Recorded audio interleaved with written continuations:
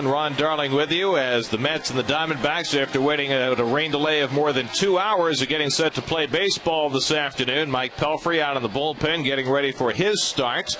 There is still a little light rain falling. It should clear out very soon, and so the grounds crew came out even with a little rain falling to try and expedite the process here, and sometime in the next 5 minutes or so we should be playing baseball as the Mets and Diamondbacks play the third game of their 4-game series. It's Corey Sullivan, who's had, a nice homestand, playing catch with Alex Cora getting loose. You know, it's very interesting, Gary. In the day, you would never start a game as it was raining. You had to wait till the rain completely stopped. But because of the field and the way they drain now, you can start some of these games with a light drizzle. Well, the grassy areas of the field can absorb an enormous amount of water. The concern, of course, is for the dirt portions, the mound, home plate, and the base paths. And the grounds crew got the field covered in short order when it started to rain this morning. And so they were able to get the field ready for play without a whole lot of work. And the umpires are making their way toward home plate. And this game should be getting underway in just a few minutes. We'll come back into the starting lineups and get you started for this afternoon's rain-delayed game when we return to Citi Field in just a moment.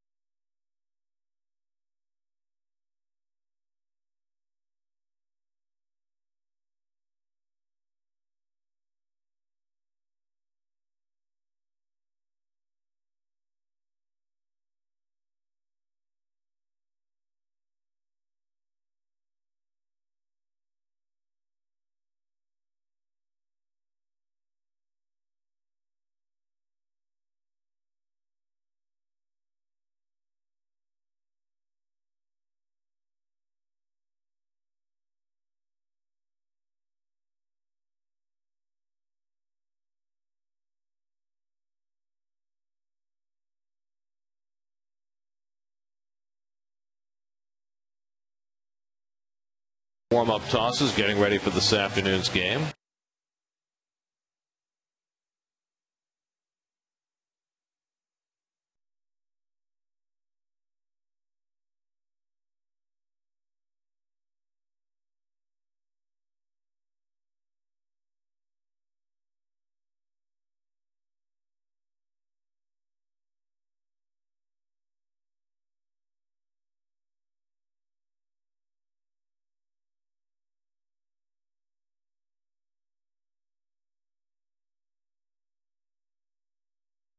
And, you know, within 10 days or so, he could be pitching in a rehab game. Meanwhile, Billy's already pitched in one rehab game, is going to pitch again tomorrow. Yeah. They'll reassess after that, and then maybe he'll go Wednesday. Then they'll work on getting him going back-to-back days. So, yeah, Billy could be here sometime in the next 10 days or so. Yeah, Jerry Manuel had a funny line. He said, hey, we could use those innings up here. I'd love to have another left-hander, and I'm sure he would.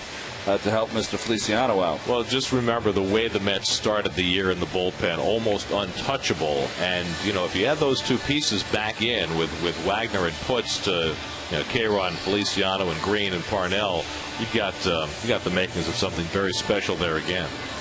Well, what you have is a chance to see the bright side and say, if you can stay, a lot of people have said if the Mets can stay in it or close, then they can make a run. Well, they've proven all season long that they really haven't made a run. So the only thing that they have to really hang their hat on is that if they can stay close, get their core players back, and then have that bullpen lights out with the good starting pitching they've had the past homestand at least, that's a chance to really get something going. And of course, that's what Jerry has said all along, that if he gets good starting pitching every day, then you never know what might happen. And the Mets, over the last 6 times they faced right-handed pitching, the offense has been rolling. They've won those last 6 games.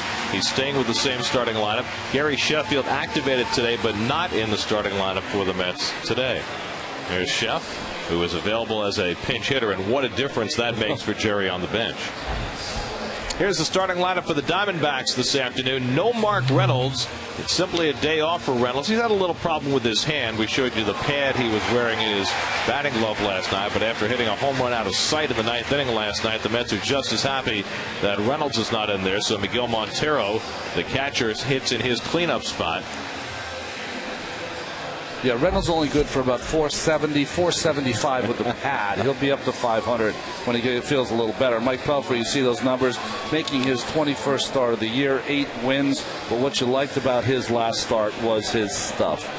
Good breaking ball, good changeup, and really had the life on his fastball between 94 and 96 miles an hour, as Pelf, who's 4-1 in his career in August, starting to turn it up a notch. And the defense, Lexus Mets defense for the Mets. It's that same lineup that's been working out. Pagan flanked by Sullivan and Francoeur. Right, Cora, Castillo, and Murphy, and the good work he's done defensively at first base. And Brian Schneider now catching 2 days in a row.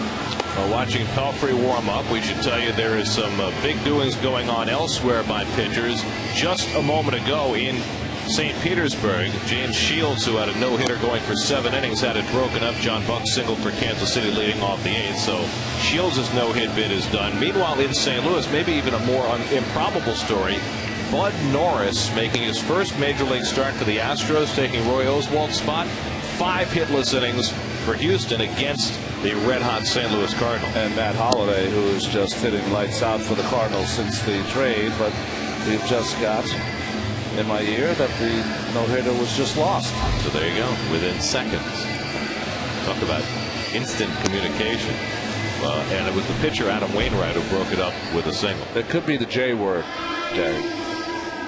J-I-N. We have nothing to do with it. Okay, all right. Stephen Drew set to lead things off for the Diamondbacks. So after a rain delay that's going to be right around 2.5 hours to start, and give a lot of credit to the folks who waited it out here today. Virtually the entire crowd is here and ready for baseball now, as Pelfrey gets set to throw his first pitch of the afternoon. I'd say a good 80% of the crowd has remained. Drew sat out yesterday after an 11-game hitting streak came to an end Friday night. He takes the first pitch of the afternoon for a strike. What you got to love here, though, is so many things to do if you have a rain delay like you had today. So fans are happy this game got underway. Drew hitting at 273, and he takes a slider for a strike, and it's 0-2. It'll be Drew, then Gerardo Parra, and Justin Upton for the Diamondbacks. Arizona 14 games under 500 and buried in 4th place in the National League West. 1-2 to Drew. A season for Arizona that got off to a bad start, and they've just never recovered from that poor beginning. Well, their manager now, A.J. Hinch, but starting the season, Bob Melvin, who was manager of the year just 2 seasons ago, but let go. A.J. Hinch, who was in the front office, was approached by Josh Burns, who's the general manager of the team. And he really was in charge, A.J. Hinch, of the farm clubs and that development. And Josh Burns came up to him and said, hey, listen, you ever think of managing? Because I'm thinking of making a change. And that was about a week before Bob Melvin was let go, and Hinch became the manager. And there was a lot of questioning of that move at the time and over the weeks that followed, not only by outside people, but also by the players in the clubhouse, to be managed by a guy who really had no on-field experience as a manager or coach. Taken high by Drew, 2-2. And I also think it does send a message, not always the best message, to your people that are working in the minor leagues, your lifers, that here they are toiling, trying to make it to the big leagues, you know, managing in AA or AAA for year after year after year, and they don't get an opportunity to manage in the big leagues. Now, Murph had 2.5 hours to get that shoelace right. What is he doing? What is he doing? He's tucking it in. He can't get the knot out of his shoelace, so he's going to go with his shoe untied. He said, I'm all right. Well, obviously, he does not fish. Does not know how to get a tangle out of the knot of the line. Now the 2-2 to Drew, and he misses outside. And so after getting ahead 0-2, Pelfrey's gone to a full count. Mike comes off an outstanding effort against Colorado his last time out. Gave up 7 hits and walked 3 and 6 in the third, but held the Rockies off the board in that game, which he won 4-0. And he gets it on the inside corner. Drew down looking for the first out of the day. Well, Stephen Drew might nod his head in disagreement, but this ball does come back over. Nice job by Brian Schneider framing. Let's see if it catches the front edge. Well, you know, too close to take. How about that? It's at 3-2. So Drew down looking for the first out. Now Gerardo Parra, the center fielder. Parra played left field the first 2 games, but Chris Young has been struggling mightily, and so he gets a seat on the bench today. Parra 3 for 9 in this series, and he slaps one foul. In a very slow year for rookies in the National League, Parra is one of the leading rookie lights. There are your umpires for today. Fielding Colbrook behind the plate, Jim Wolf. The crew chief is Gary Cedarstrom, and then Jim Reynolds at third. In fact, Parra, with 38 runs batted in, leads all National League rookies. We saw one of the other Rookie of the Year candidates, Dexter Fowler, in the last series for Colorado, but there just isn't a whole lot out there in the rookie class this year.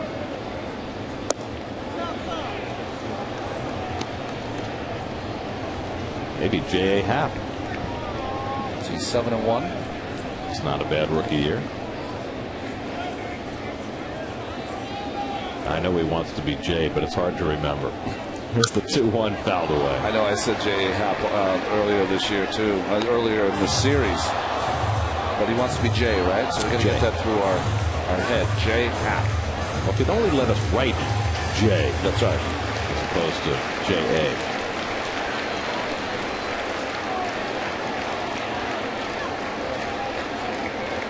Two from Pelfrey. And Parra fights it off. 94 from Mike, and we've seen more and more of that lately, going upstairs with that four-seamer. Well, the four-seamer will add probably 2 to 3 miles an hour on your fastball, so that's nice to see. 94, 95 instead of the 90, 91 with that sinker. But both pitches very effective for Mike, and he's got to use both of them. And he gets him swinging. Parra down, and back-to-back strikeouts for Pelfrey to start the afternoon. Sequence of pitches of the whole thing. Fastball in and then backdoor slider away. Great combination by both Schneider with the call and Pelfrey, of course, with the delivery.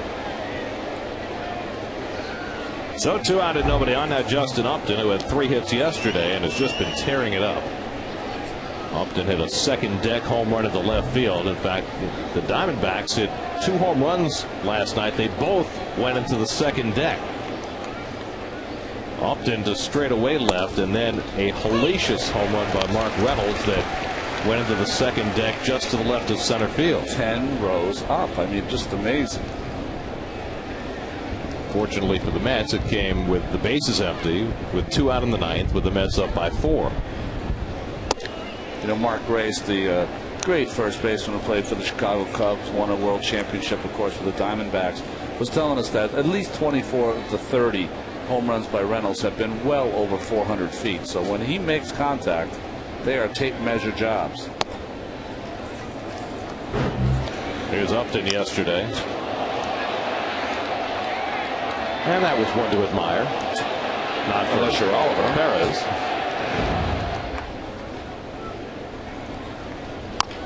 Hit slowly, tough play for Wright, but they say it's a foul ball. And Upton was running, which makes you think that he wasn't sure it was a foul ball. That's one of those that you foul off your foot, but most hitters, when you foul that ball off your foot, it hurts, so you don't move.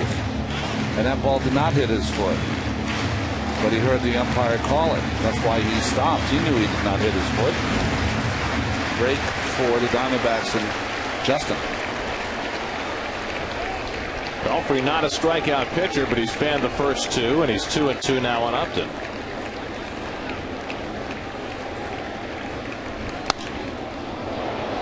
.96 from Pelfrey. I think what happened to Pelfrey in the middle of this year, Gary, is that he is in such mode of working so hard on his secondary pitches so that he is a pitcher, not a thrower, but he can't lose his aggressiveness. Here's our Coors Light freeze cam. Let's see if I was right. Maybe I'm wrong. I'm wrong about half the time. No, that did not hit his foot. And Pelfrey gets Upton on the foul tip, third strike. Mike Pelfrey strikes out the side of the opening inning.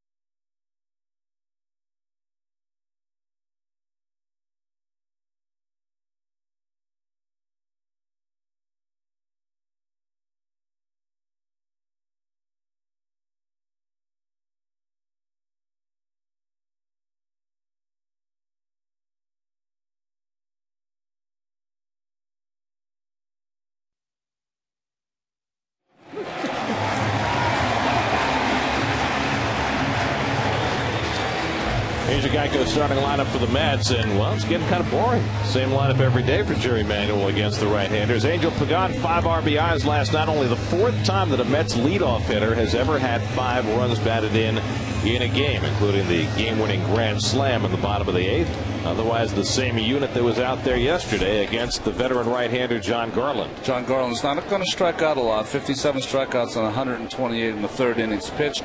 He's had seasons of 2 seasons in a row of 18 wins for the Chicago White Sox and a 14 last season. Pagan first pitch swinging, grounds one down to Chad Tracy for the first out.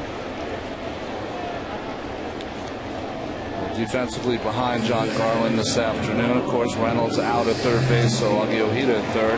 Romero, Power, and Upton in the outfield. Ojeda, Drew, Roberts, who's looked pretty impressive with his hustle at second base. Chad Tracy at first, and Miguel Montero getting the start behind the plate. Now Luis Castillo, who has hit a skid after a long hot streak. Hitless in his last 12 at-bats, average of .294. And he takes a strike from Garland. There's Eric Burns with the protective wrap on his left wrist. Fractured that wrist back in June and hopes to play in a couple of weeks. 1-1 to Castillo. He's a real character on their Fox Sports outlet there in Southwest. He had his own show for a while, which really consisted of them eating and skateboarding. Next to Danny Herron, who will face the Mets tomorrow night. Grounded to short.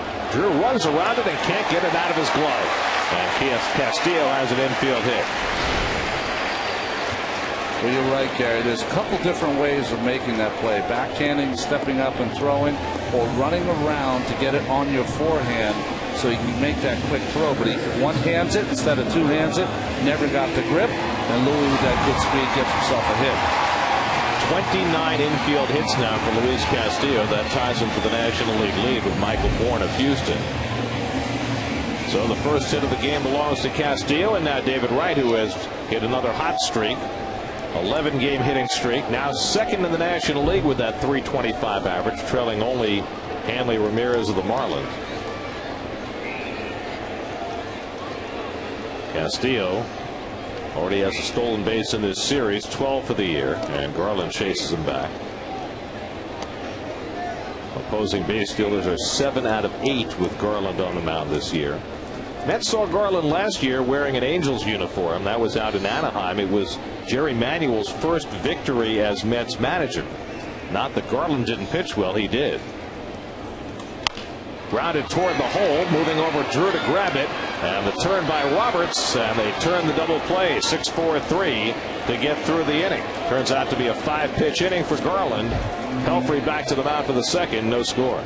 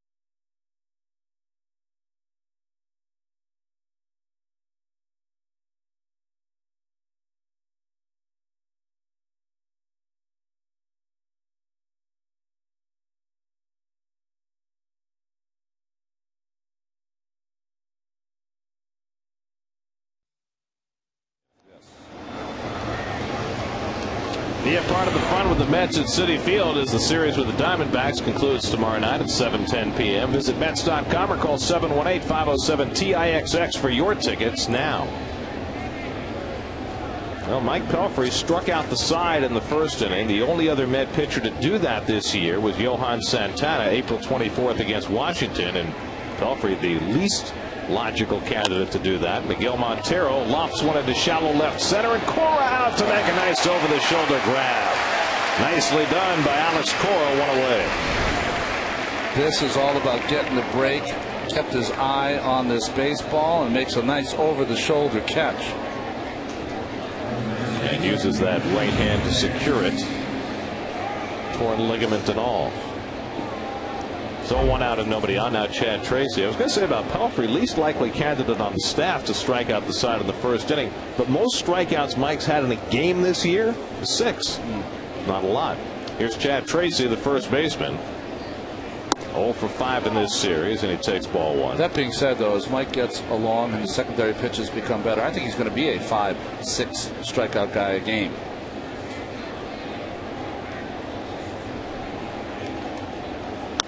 And Tracy pops one up. David Wright hoping for a play. And he makes the grab. 2 out. Both things a little unbelievable to see from Pelfrey early, right, Gary? 3 strikeouts and now a couple of pop-ups. Usually ground balls are what you see from Pelfrey. So here's Ryan Roberts, the second baseman.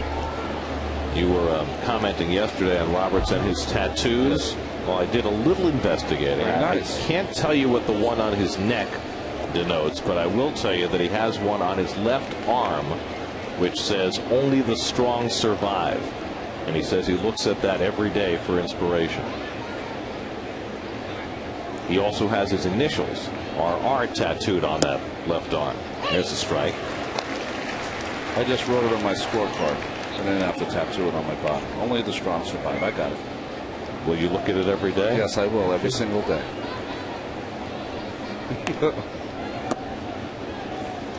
But your scorecard is transient. That's right. Body art lasts forever.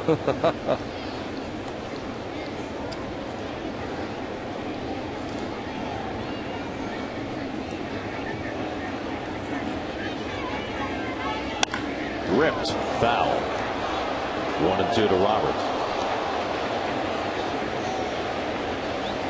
Well, you see the strikeout numbers for Pelfrey have come down the last couple of years. In the minors, he was a much bigger strikeout pitcher, and we had his college coach from Wichita State on earlier this season, Gene Stevenson, and he talked about how Pelfrey was throwing 98 when he was in college. That was funny, wasn't it?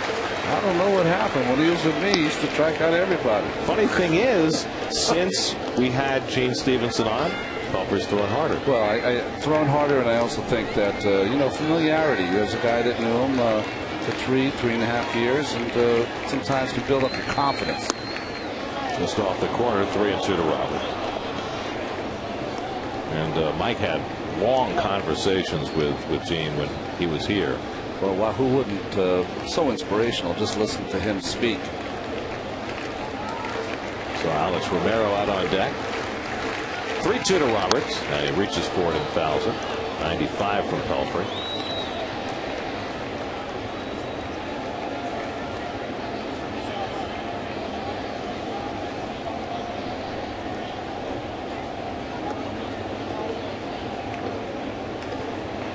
Pelfrey's beard coming in nicely, right? The Mets with their 500 or bust beards. And he walks Romero, and the Diamondbacks have their first base runner of the game. So Roberts is aboard.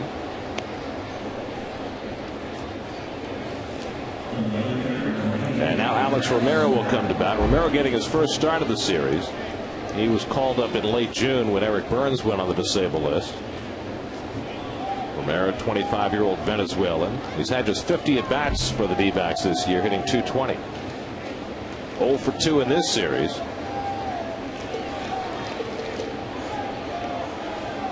And Romero takes a strike.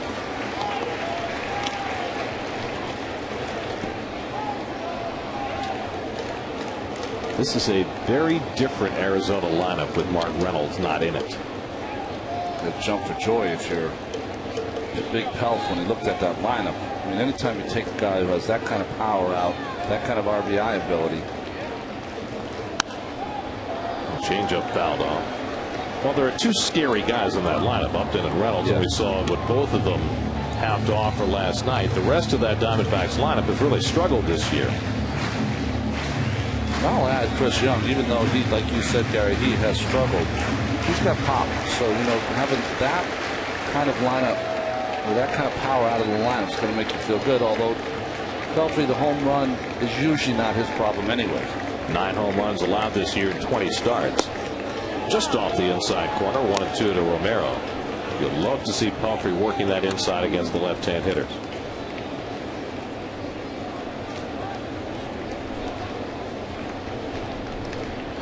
Dan's got the sunglasses just in case. 1-2, and he comes inside and hits him. So Romero is hit by a pitch, the 5th batter Pelfrey's hit this year, and now the D-backs have 2 men on. Well, he aimed this a little further in, but it never came back. Almost like he got on the outside of the ball and cut into Romero, who could not get out of the way. So after Pelfrey had retired the first 5, he walks a batter, hits a batter, and now he'll face the number 8 hitter, Augie Ojeda. By the way, in that first inning when Pelfrey struck out the side, first time he's ever struck out the side in order in his major league career. we have this debate in the booth, okay? To Not me, in the booth, not with me, well, brother. I'm on your side. Among other members of our crew, Yes. how about that? To me, striking out the side means facing 3 batters and striking them all out. Agreed, I'm with you.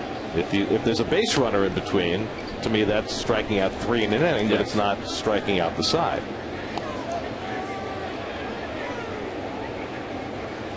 And the connotation is that if you strike out the side, and if you call that 3 strikeouts any time in the inning, striking out the side, it connotates a good inning. It doesn't have to be that way. Sure, you strike can out the first. you give up 6 runs and strike out 3 in the inning. Exactly. That's not good. Here's Augie Ojeda, swing and a miss, 1-1.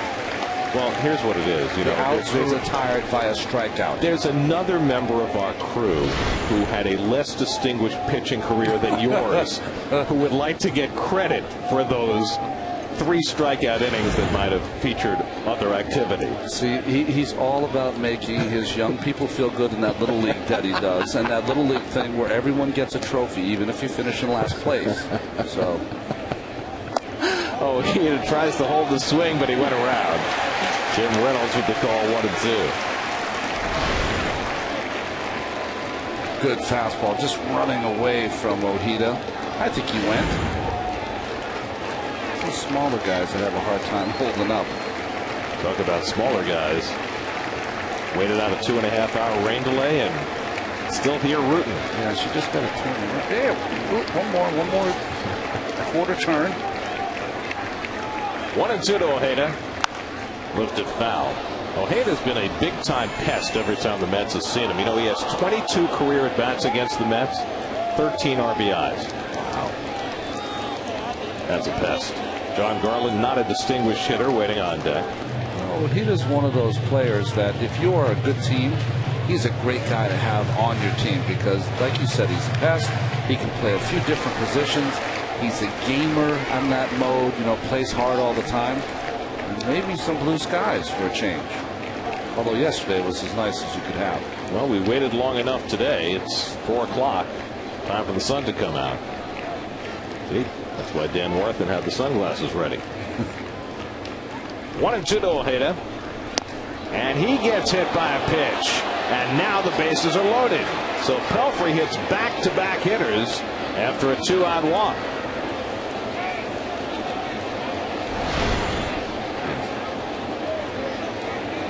Well, again, this ball is not coming back, and you can see Ojeda with that pad on his elbow does not have to get out of the way. Kind of can just stay there and not let that ball hit him. That's not what he's trying to do, but he's definitely not getting out of the way, and he's able to stay right in there and take that hit by a pitch. Although, you know, myself personally, John Garland is 6 for 60 in his career. You would hope Ojeda would get out of that way and have a shot to drive in some runs. Well, Mike Pelfrey, for his part, has filled out a stat sheet in some unusual ways this year. He had 3 balks in 1 game, and now he has 2 hit batsmen in 1 inning. So here's Garland, 3 for 41 this year, 6 for 60 in his career. Does not have a run batted into his credit this season. He does have a home run in his career.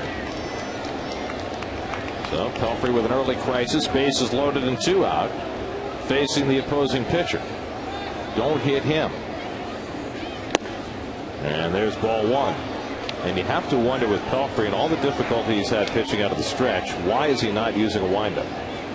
You know, to me, he must feel, as you see the defense, very shallow in the outfield. They could even be more shallow, and I know you say he's got a home run. You'd hate to see one of those doinkers, as you call them, drop in.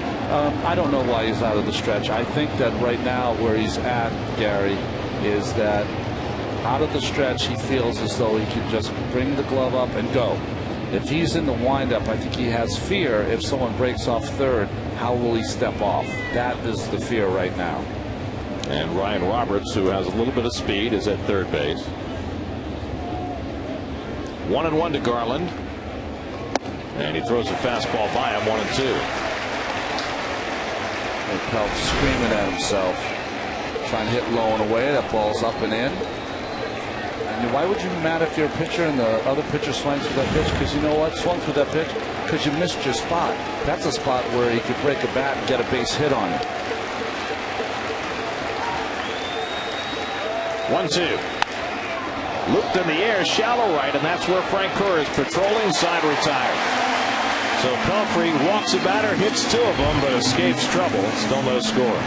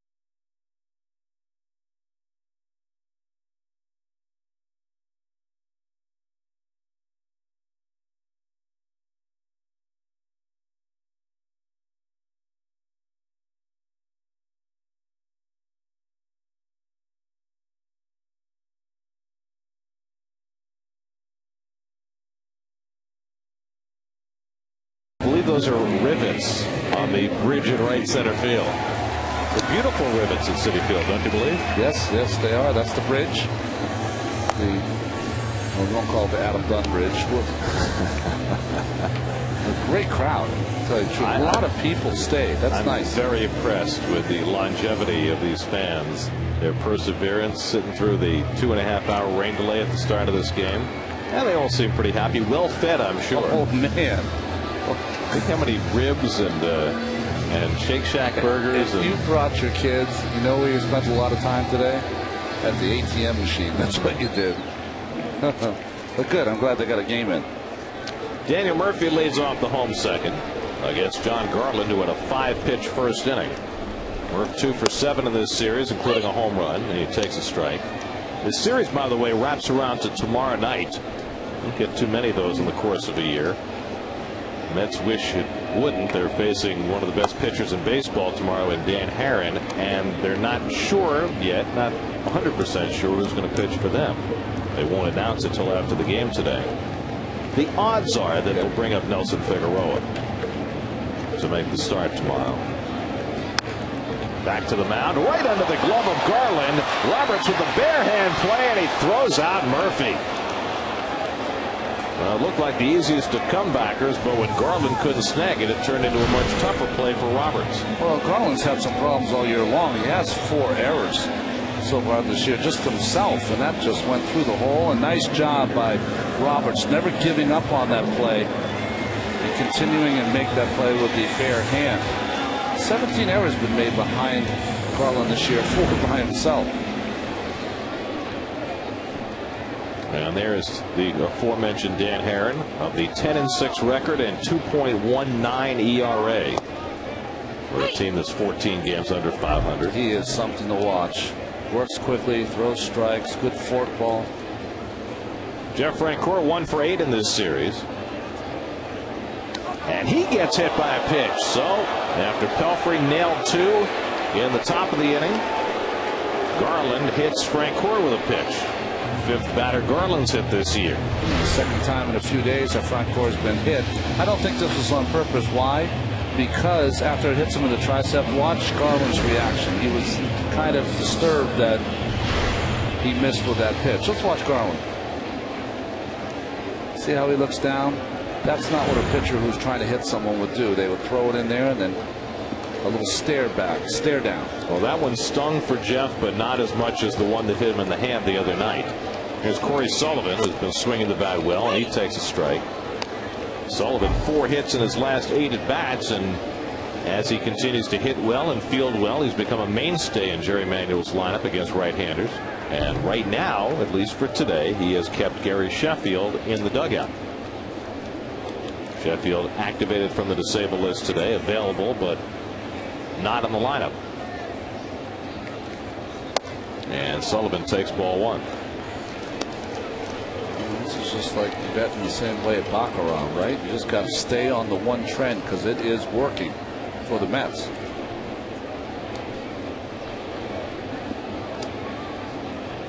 I don't know how to play Baccarat, but I know that you stay on black in roulette.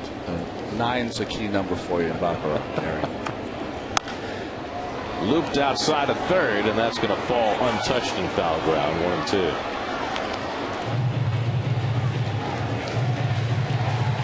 Sullivan, the former Colorado Rocky, called up a couple of weeks ago.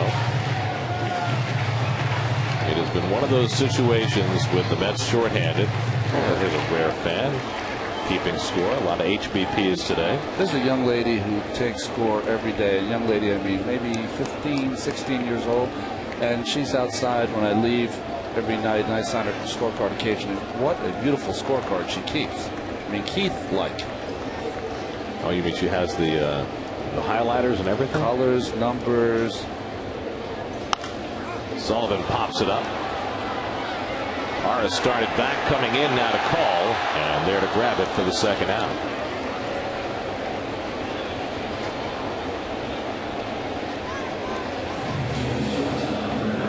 So 2 away, now Alex Cora, who all of a sudden has gotten back on a hot streak. Sat out 1 game, the night game of the day-night doubleheader on Thursday, and since then has been going strong. 7 for 14 over the last 4 games. Up to 253 on the year. No score. We're in the bottom of the second. 2.5-hour rain delay at the start, accounting for the late hour and the early stage of this game. And Cora taking all the way, a breaking ball for ball 1. One thing about Alex is that I'll ask him occasionally as Brian Schneider waits on deck about his thumb. No one talks less about a major injury than Alex Cora. Just refuses to, 1, acknowledge it, 2, really talk about it. It's like, you know what? It hurts, and what can I do?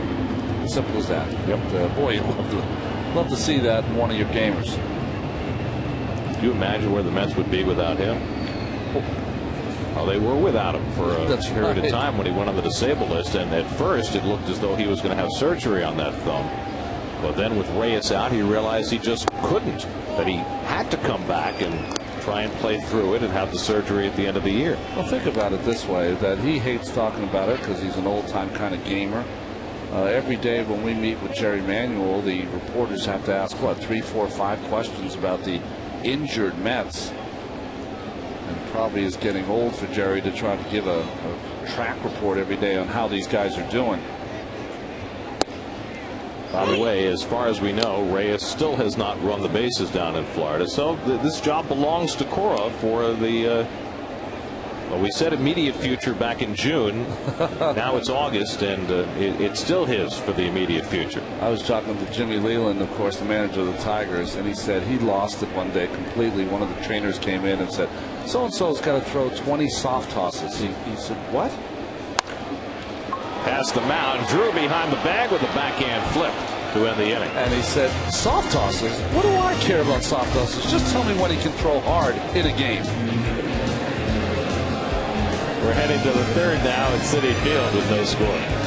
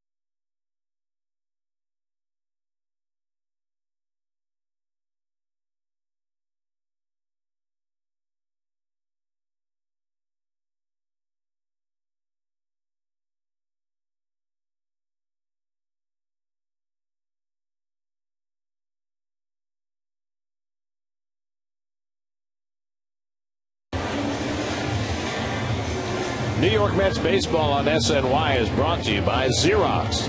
Document services provider to the Mets. Xerox, ready for real business. Third inning, top of the batting order for the Diamondbacks. Stephen Drew will lead it off.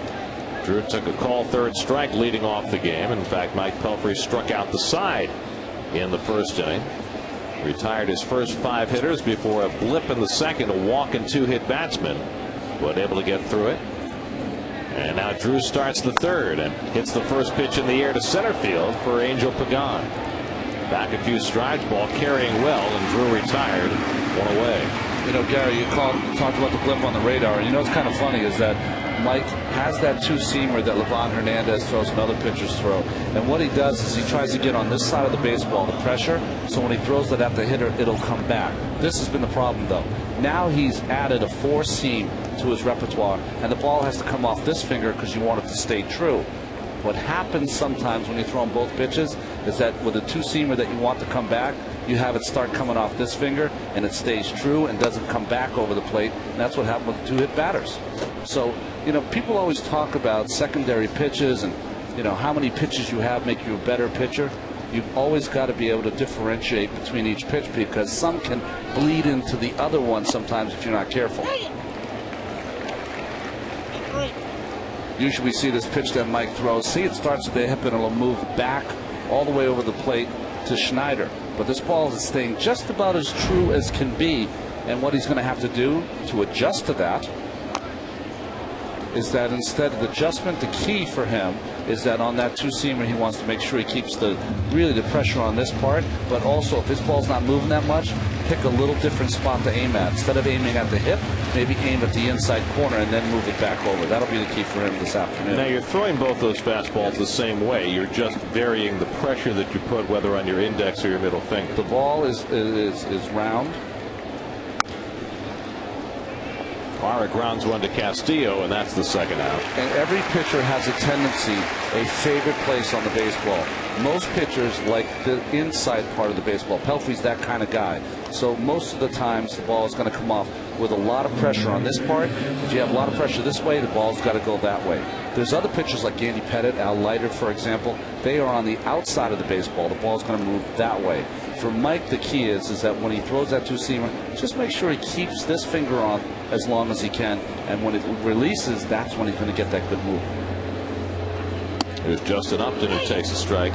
Almost like with a changeup where you want the ball to take that extra turn off the last finger to slow down. It's almost like it stops in your hand, and it's almost like you give it a little flick at the end to get that good rotation. That's when you'll hear pitchers like Santana will say, boy, I had a nice feel on my changeup today, because they could feel it coming out of their fingers.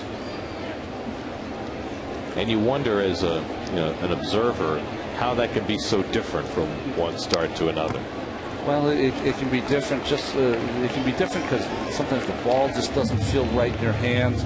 Other times you're in pressurized situations where maybe you're a little tighter than you would be when you're nice and free and easy throwing in the bullpen.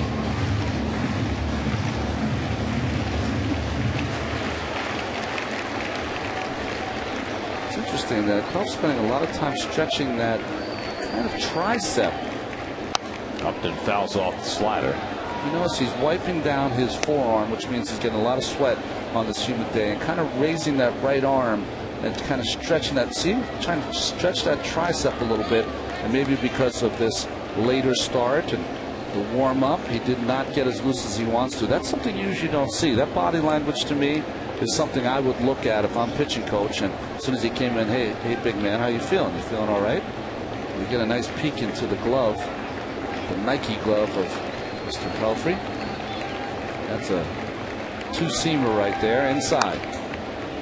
He gets Upton to pound it into the ground.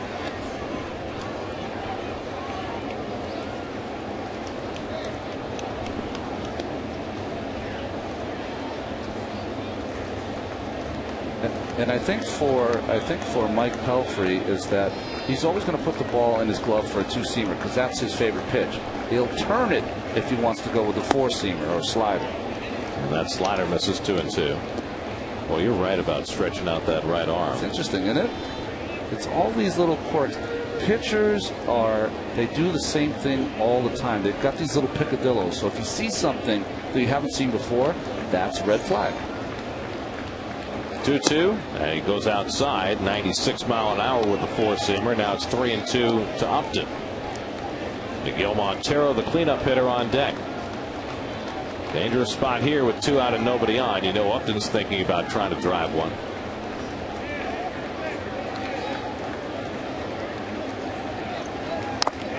And he fouls one off Schneider's foot.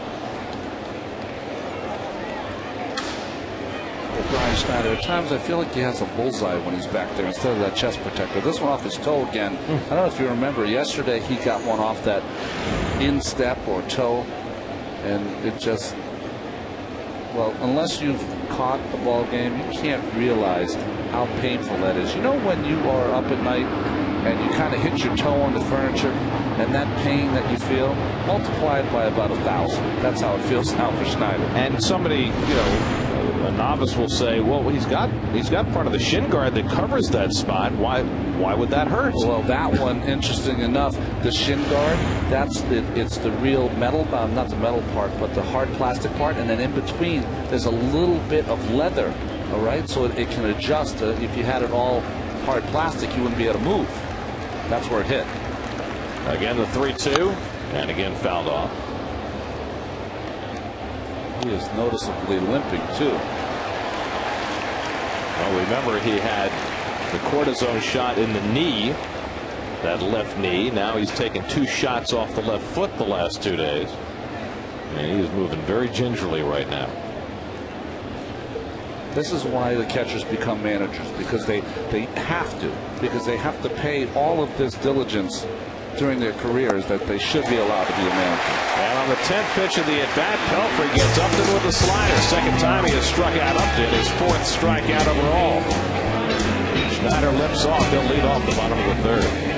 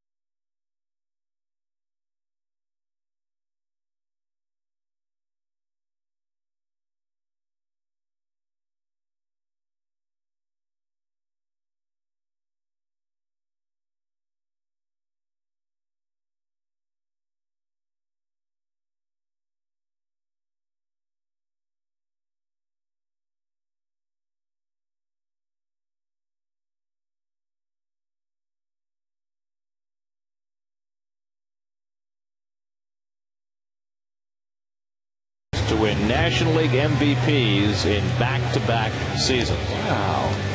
Those 5 different players. Who's in charge of these questions? Greg Schulte? I believe Greg Schulte is our MVP. He has been the quality of the questions has been so greatly elevated this year. Well, we rode him hard for a couple of years. He's now totally able to relax a little bit. You know, finally he's part of the group. It takes about 2.5 seasons here to get with this group. Brian Schneider brings that aching foot to home plate, swings at the first pitch and pops it up. And the third baseman Ojeda has it for the out. So now Brian can go back to the dugout and nurse that foot. Not limping too badly. Just trying to find his way down the steps. Yeah, he that's just all. did the Kurt Thomas down the steps, though. I mean, having to hold on to the guardrails.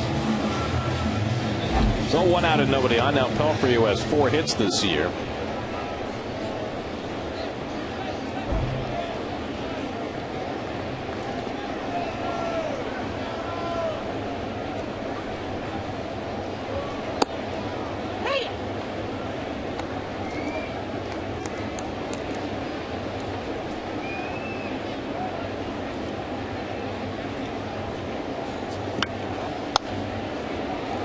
Oh, 2 to Pelfrey.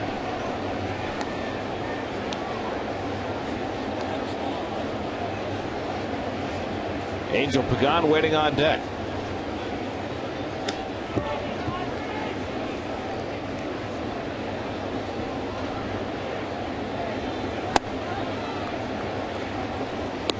John Garland in his first year in the National League from the San Fernando Valley in California.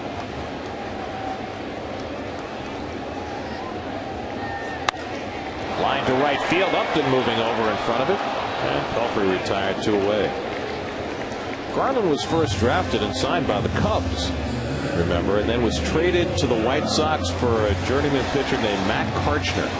Turned out to be a great trade for the White Sox. Garland had some terrific years for the Southsiders, including an 18 victory season the year they won the World Series in 2005. He won a league championship series game that year and pitched very well in the World Series as well against the Astros. Here's Pagan. Then he moved to Anaheim for one pretty good year last year. His 1-loss record was good, 14-8. His other numbers were not good. But the thing about Garland is every year he gives you big innings.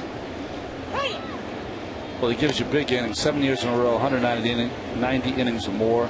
And the number I always look at, and it might not mean a lot to people outside of the game, but you ask any manager, he has made at least 32 starts, 7 years in a row. And when you can pencil in a guy every 5th time, it takes away a lot of the decision making that you have to make, like the Mets have to make tomorrow. And you say, well, what's the big deal? You could have anyone pitch. You know, just having a guy that you know you can count on, and that if he's not even feeling that well, he will make his start. Angel Pagan obviously feeling it after the grand slam yesterday, swinging 3-0.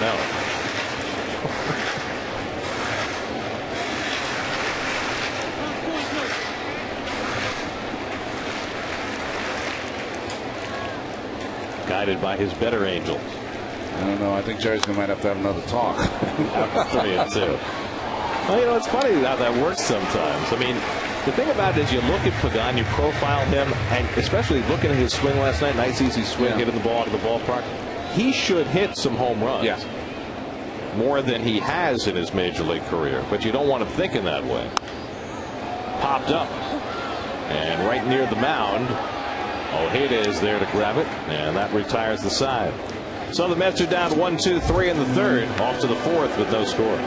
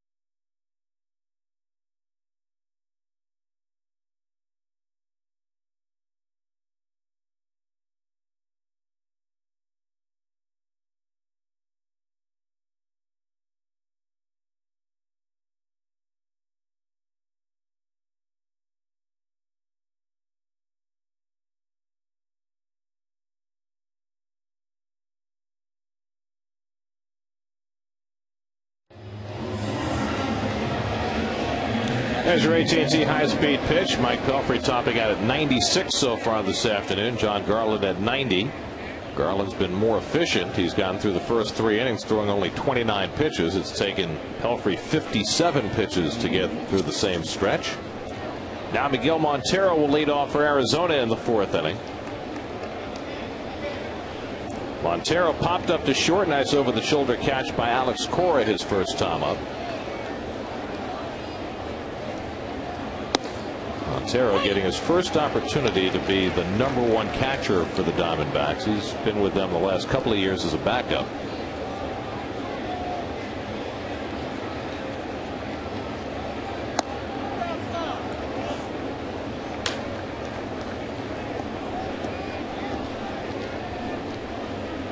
There you go, 59 pitches. The strikes to ball ratio good for Pelf.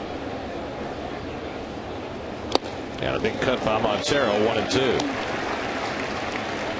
You know, defensively behind Pelfrey, you got to watch out. You see here Mr. Pagan in center field. He is the guy that's got to play shade over to the left side of second base. Montero has a lot of power to left center field. We saw the home run to right field, but on fastballs away, he can go that way with some pop. And that one just misses, 2-2. It'll be Montero, then Chad Tracy and Ryan Roberts for the Diamondbacks here in the 4th.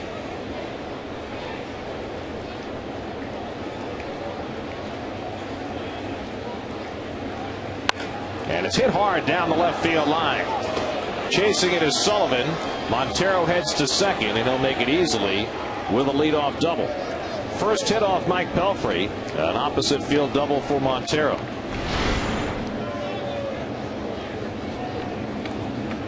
Good hitting by Montero there. Fastball away.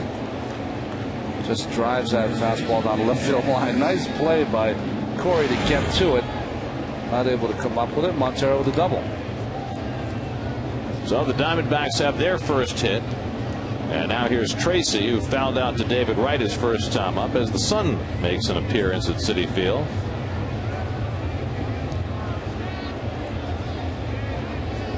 Now the question is, does everybody in the field have sunglasses? Well, the IOTV pitch differential is supposed to be on one side of the plate and down. It's on the other side of the plate and up. And that's why you get a base hit. That's a rather large differential.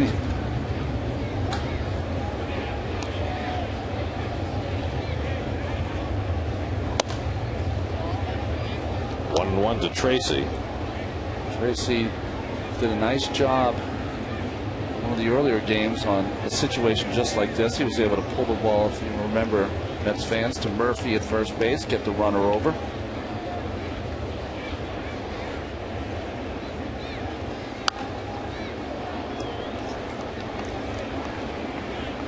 That's right. Tracy's lost a substantial amount of playing time lately. Spent some time on the disabled list and was out with an oblique injury and has not hit this year. Just one of a host of Diamondbacks who have underperformed expectations.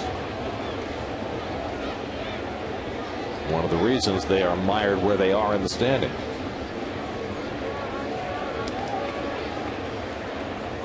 Now Pelfrey's 1-2. Lifted to left, and Sullivan is right there in front of it. And Montero back to second base, one away. So Tracy unable to advance the runner. And Luis Castillo is running over to get some sunglasses. We figured there had to be somebody who didn't have them. And Louis just got him from the trainer, Ray Ramirez. Don't be proud out there, boys. Now, if you need one, go get one, because the mistake is getting embarrassed later. Right field is the Sun field, especially as the afternoon gets later. And Jeff says he's okay without them. He's going to go sunglasses-less. Murph went with them, too. Murph got some. Murph got the Velcro shoes working now after having a problem with the tying the lace. I think very interesting, though. Very interesting that Frank Court declined the sunglasses. There's Ryan Roberts, and he takes a strike. He's played on a couple of sunny days here at Citi Field. But that is definitely the Sun field. Yeah, and right field in Atlanta also is a notorious Sun field. So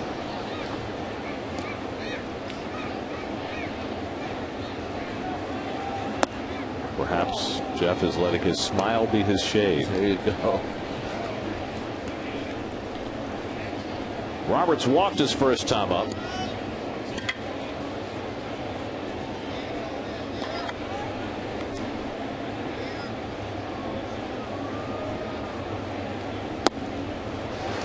One and two now to Roberts.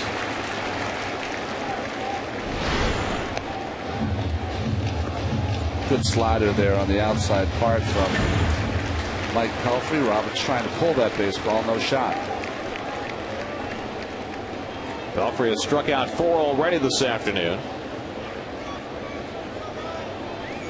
Make it 5. Roberts down swinging, 2 away. Well, this has been the latest breaking slider I've seen Pelfrey have so far. Ball starting right on the outside corner and taking that left turn. He's done a nice job, though, throwing enough fastballs away, inducing these hitters to take that swing. So 2 out and a runner at second. And now Alex Romero, who was hit by a pitch his first time up, one of 2 consecutive hitters whom Pelfrey hit in the second inning. Mike up to 70 pitches working in the 4th inning. That's been the downside of his afternoon so far. And Romero slashes one foul.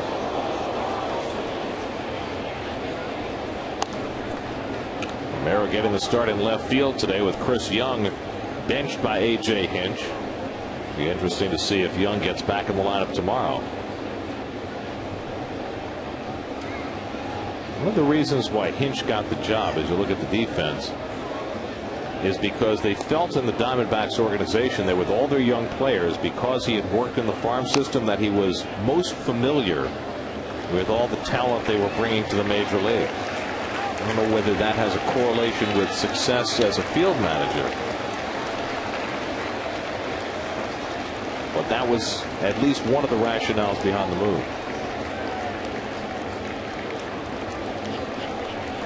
I want a guy managing in those 25 major league players. That's who I want. I mean, it's nice to know the farm hands and know who, when they're brought up, what they can do. Romero ignores 1 and 2. But to me, Bob Melvin played a huge role in kind of nurturing these young players, Young and Reynolds, and Upton, and I know Bob, so maybe this is biased, but you know, it's a shame to see him let go so quickly.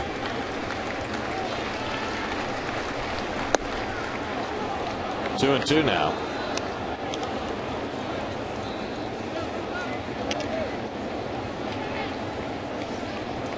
The number 8 hitter, Augie Ojeda, waiting on deck.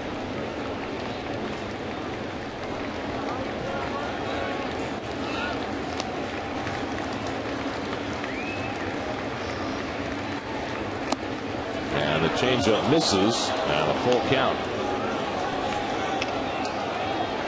So Pelfrey, after getting ahead 0-2, has gone to a full count on the number 7 hitter, Romero.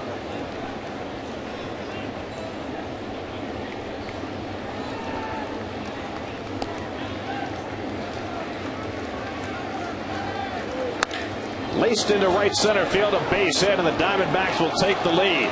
Pagan cuts it off deep. In to score comes Montero, and at second with an RBI double is Alex Romero to give the Diamondbacks a 1-0 lead. Boy, nice hitting by Romero.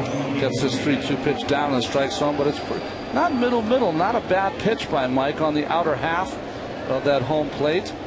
But 3-2, anticipating the fastball, and got it. And Pagan, if he does not cut that ball off, that is an automatic triple as the Diamondbacks take the lead. And now the Mets will intentionally walk the number 8 hitter, Ojeda, and go instead after the pitcher, Garland.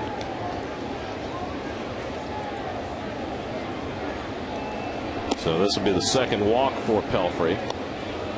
So the Diamondbacks, with their first 2 hits of the game, a leadoff double by Montero, and then after Pelfrey got the next 2, keeping him at second base, Romero in the lineup with Young on the bench, and he comes through for A.J. Hinch with a run-scoring double. And there's ball 4.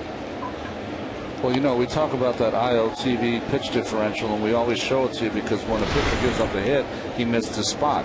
Well, sometimes these hitters are so good, you hit your spot, and they're just good enough to get the ball in play. The difference being there, 3-2. Romero can anticipate he's going to get a fastball and start the bat a little earlier, kind of cheat on that good pitch from Pelfrey. So now Garland, who came to bat with the bases loaded in the second inning and flied out to right field, now up with 2 out and 2 on in the fourth.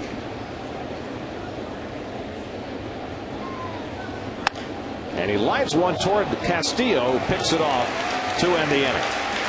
Soft line drive, and Pelfrey limits the damage. Mets have Castillo, Wright, and Murphy coming up in the fourth, down 1-0.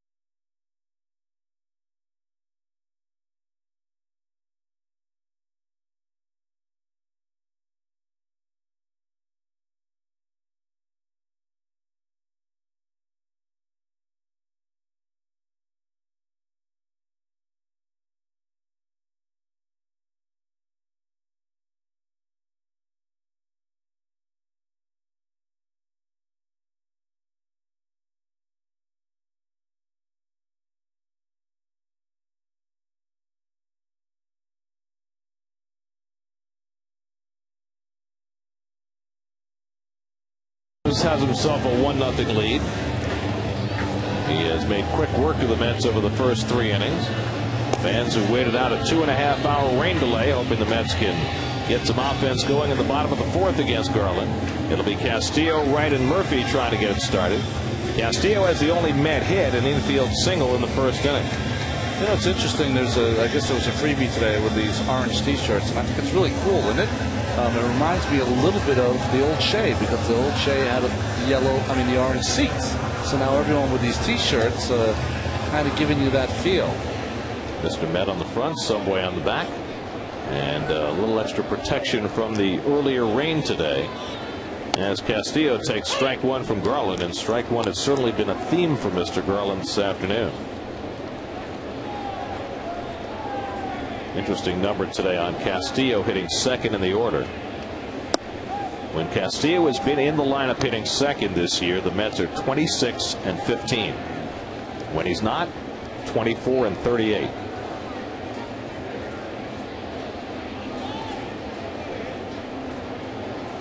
Slashed the other way and just foul. 1-2. Yeah, that's why, when there was talk of Castillo, 1, leading off, 2, hitting 8th. For me, when he hits 8th, it's a total waste of his strengths. Because he's the kind of guy that can lay the ball down, he can hit and run with him, he can use that speed. When he's in the 8th slot, he becomes so tentative to swing because of the pitcher behind him.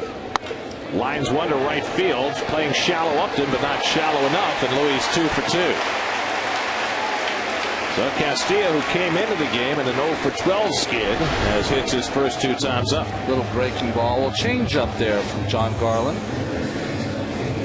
Louis able to stay back just enough, got it off the end of the bat. And like you said, Upton was playing shallow, but in that part, if he races in, he could maybe attempt a sliding catch, but you can't do that because no outs.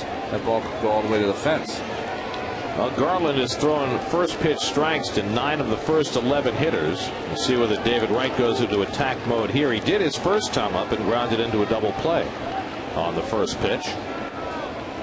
Castillo, 12 steals this year, tying run at first, nobody out. And David takes a fastball for a strike.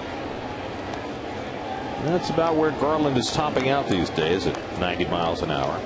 He's never been a really hard thrower. He definitely has a game plan here for David, trying to run that sinker down and in, and then breaking balls away. Another double play ball. Roberts to Drew and back to first, and for the second straight at bat, Wright has grounded into a double play. This one 4-6-3. 2 out and nobody on. Well, nice job by Roberts with a turn, converted third baseman, and of course Drew has a strong arm, takes that ball out of the glove, and just gets David by a half step. See how Drew clears himself, so there's no way that Castillo can interfere with that double play. Picture perfect. So 2 out and nobody on. Now Daniel Murphy, who had a slow ground ball. Roberts made a nice play to throw him out in the second inning. Mets have had just 2 hits, and Castillo owns them both. You realize what Castillo's doing, don't you? So far today, pulling a Felix Millan. That's right. That's right. With David Wright playing the role of Joe Torre. Felix Millan had those 4 hits, right? 4 singles, and Joe Torre followed with double play grounder every time. Murphy to center field, and drifting back onto Parra. Boy, the ball is carrying very well in this series. Parra grabs it to end the inning, and we head to the 5th with Arizona up 1-0.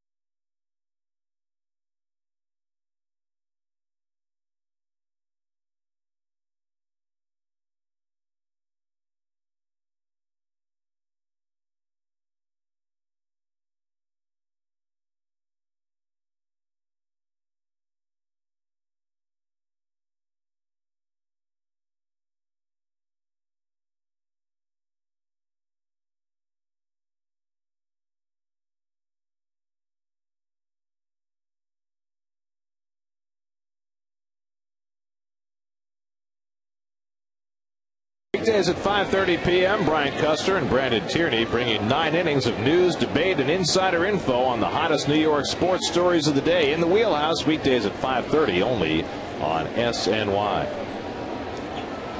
5th inning, 3rd time through the batting order for Mike Pelfrey. Stephen Drew has taken a call 3rd strike and flied out to center. 0 for 2. Drew now 0 for 7 in this series, which he entered with an 11-game hitting streak. They installed Drew in the leadoff spot after the All-Star break, and it has been a good move for Drew and for the Diamondbacks. Grounded toward the hole and past the dive of Murphy. A leadoff hit for Drew. So his first hit of the series, and the Diamondbacks' 3rd hit of the afternoon. So for the 2nd straight inning, Arizona has the leadoff man on. And now Gerardo Parra will step in. Here's your 5th inning recap. Doubles by Montero and Romero producing a run in the 4th. And that's been it. Castillo with the 2 singles for the Mets, erased both times on double plays.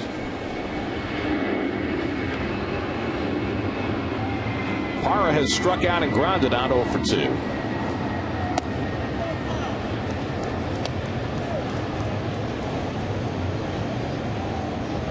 Got a little speed at first base in Stephen Drew.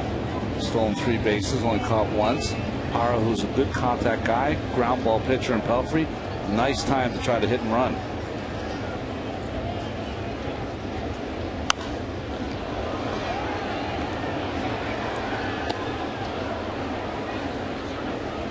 Justin Upton, who has not quite figured Pelfrey out, waiting on deck.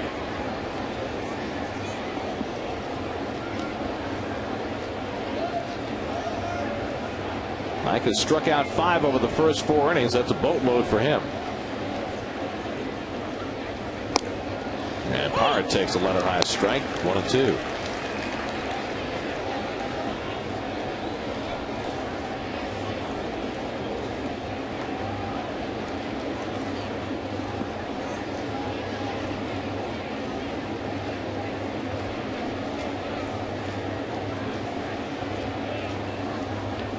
Struck him out. Pelfrey going soft upstairs, 6 strikeouts, and that matches his season high. Well, this is one of those sliders that does not break, so it kind of backs up on Parra. He swung expecting to break down into the strike zone, and it stayed up. So 1 out and 1 on. Here's Upton, who's gone down swinging in both of his at bats today.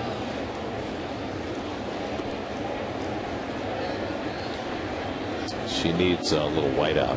She needs a pencil. That's what she needs. I disagree. This is the big league. See, no, I disagree.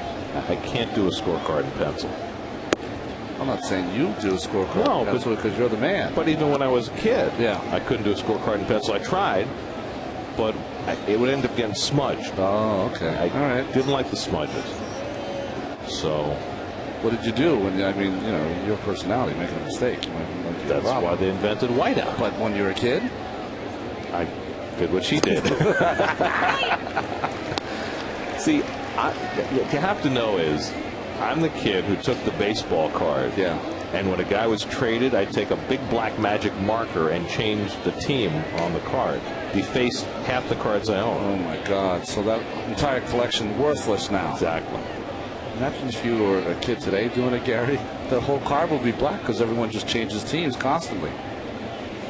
But if I were a kid today, I probably wouldn't even handle my baseball cards because I'd be worried about them as investment items rather than, you know, baseball cards. You'd be tweeting back and forth with Pelfrey on how he feels in between innings. 90 pitches, a lot of pitches so far, just like Oliver Perez in yesterday's ball game. Ollie threw 112 in his 5 innings yesterday. 1-2 to Upton. There goes Drew, and it's foul back. Upton protecting with 2 strikes. And Drew had a pretty good jump. Well, that's a good pitch to run on because he knows probably he's going to get a slider from Pelfrey, and he did. The little look in by Drew. That's something that has changed a little bit, Gary. You know, certainly not a hit and run there 1-1. I wouldn't believe with Upton. You want him to try to hit a home run. But guys now are taught, not taught, but they will occasionally look in as they're running to second base. They feel as though it doesn't slow them down. Well, we see guys look over their shoulders going from second to third on a ball to right. I mean, guys look a lot more than they used to, don't they? Yeah, they do. And in the day, they used to always teach you, if you're going to steal, straight steal, you just concentrate your vision on second base. Where are you going to go? Where are you going to make your slide? But occasionally now they'll look in. 2-2 to Upton. And Pelfrey comes inside with the fastball and misses 3-2. You know, despite the strikeouts by Mike, he has, what, 6 in the ball game. He's not been able to put people away. I mean, he struck out the 6, but he's gotten a lot of hitters 0-2, 1-2, and the next thing you know, they have gotten the count back in their favor.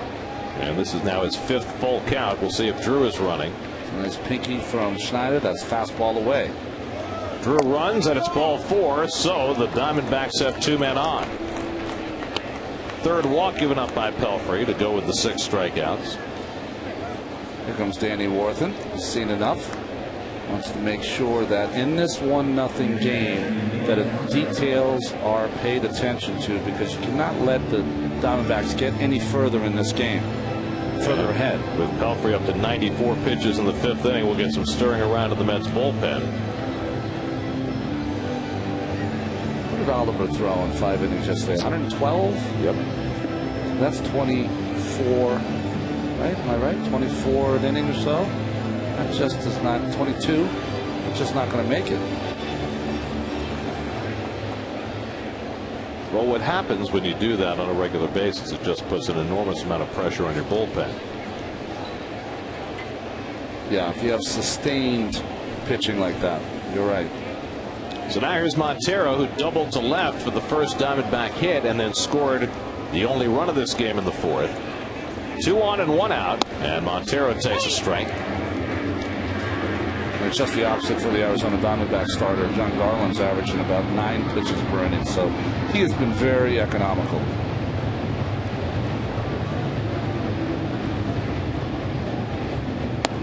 And Pelfrey dents that inside corner that he's been trying to get to all day. Ahead on Montero now 0-2. This ball catches a lot of the plate. Starts inside, and you can see it come back just enough. Look at Schneider's cap.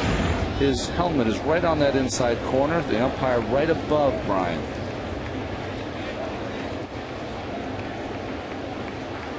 And Montero fouls it off. So after the visit by Worthen, Pelfrey has come back throwing strikes. Now they have a run fest at Camden Yards. 16-10, the Red Sox lead. It's a humid day in Baltimore. That ballpark can play very small at times. Josh Reddick with his first big league home run for the Bo Sox. Again the 0-2, and Montero rips one into right field, a base hit. Drew being held at third by Chip Hale as Francoeur unleashes that throw on the fly to home plate. That's just showing off. Now the bases are loaded with 1 out. This is what I'm talking about. You don't see it very often anymore. Upton has to let that ball clear for the hit, and Francoeur with perfect mechanics straight over the top. You know how you know a guy has a great arm? As that ball is true all the way to the plate. Kind of a delay there for Drew because the line drive wanted to make sure it wasn't caught. Nice job by their third base coach Chip Hale. Nowhere to go. So a big spot now for Pelfrey. Bases loaded, 1 out in a 1-0 game. Chad Tracy, the batter, is fouled out to third and flied out to left. Pelfrey has not gotten a lot of ground balls today. Could use one right now.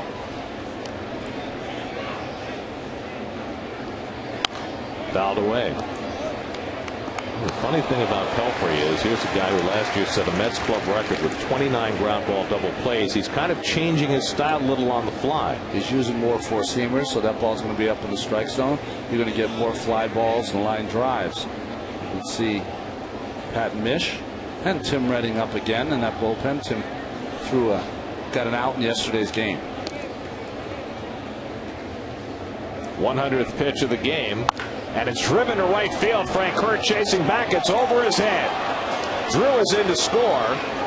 Upton around third. He heads for the plate. He'll make it as the ball gets loose on the infield.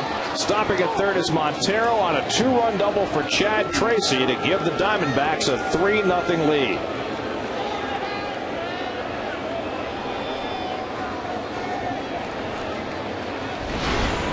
Well, not a good pitch here. Trying to go down and away, and see that ball is middle, does not run at all. And Tracy jumped all over it, got that ball over the head of Francoeur, who got it in pretty quickly. But watch Upton. Upton almost went back to second base to tag. He'll have enough speed to go, but Montero had to delay just enough to make sure that Upton was going to proceed to the plate. Then he proceeded to third. Saw that ball short hop Castillo as he went out for the relay. So second and third and 1 out. The infield comes in for Ryan Roberts, and the ball almost hit him. 1-0. So it's come crashing down on Pelfrey here in the 5th inning. The leadoff hit by Drew, the walk to Upton. Montero with a hit behind in the count, and Tracy producing 2 runs, sending Danny Worth into the phone. And Roberts takes a slider on the outside corner. 1-1.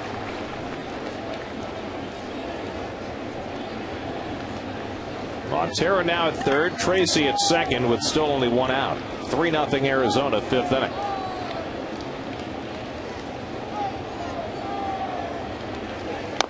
And Roberts hits a tapper. Pelfrey's going to come home with it for the tag, and Montero is out at the plate. Where is he? No one touched it. Did not touch so the now plate. Schneider Now makes the tag. So there was no touch of the plate and no tag.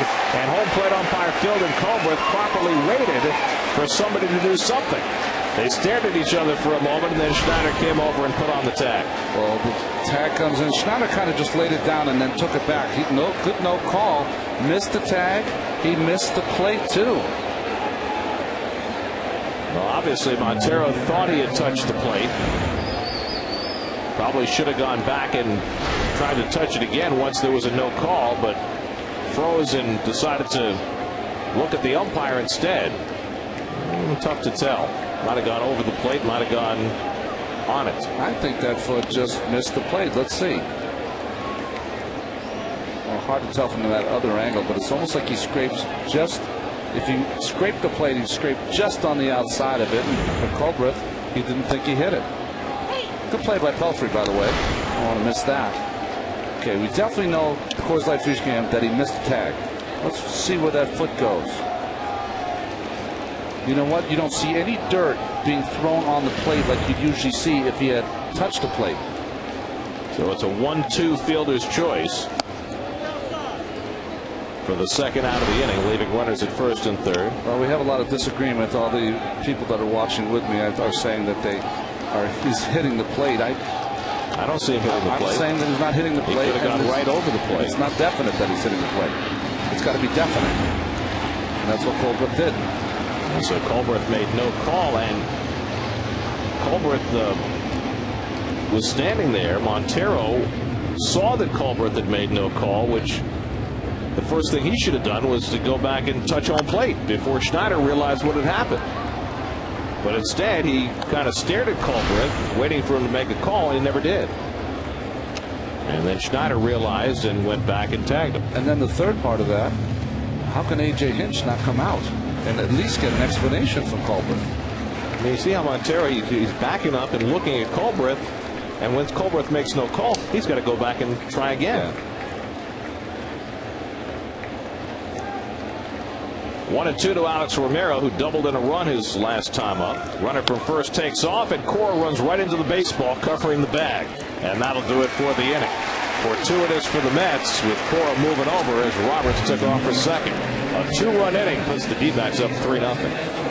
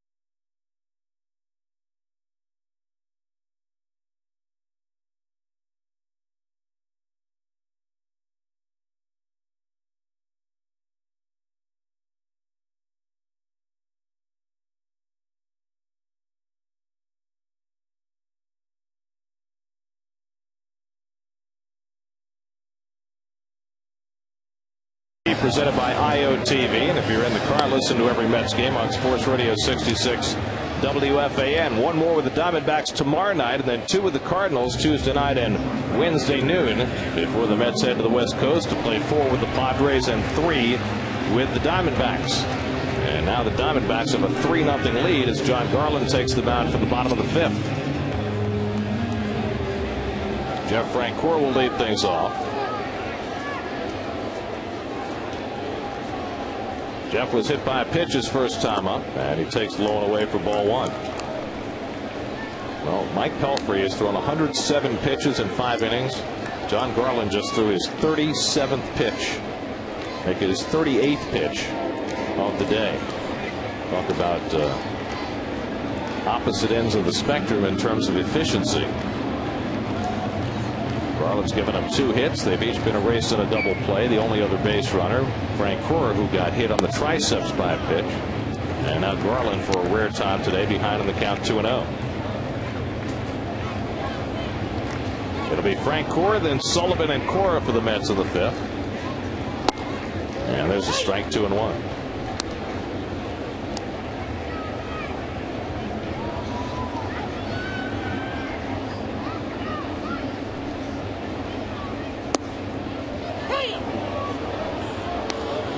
Frank Cora didn't think that was a strike. I thought that ball was down too.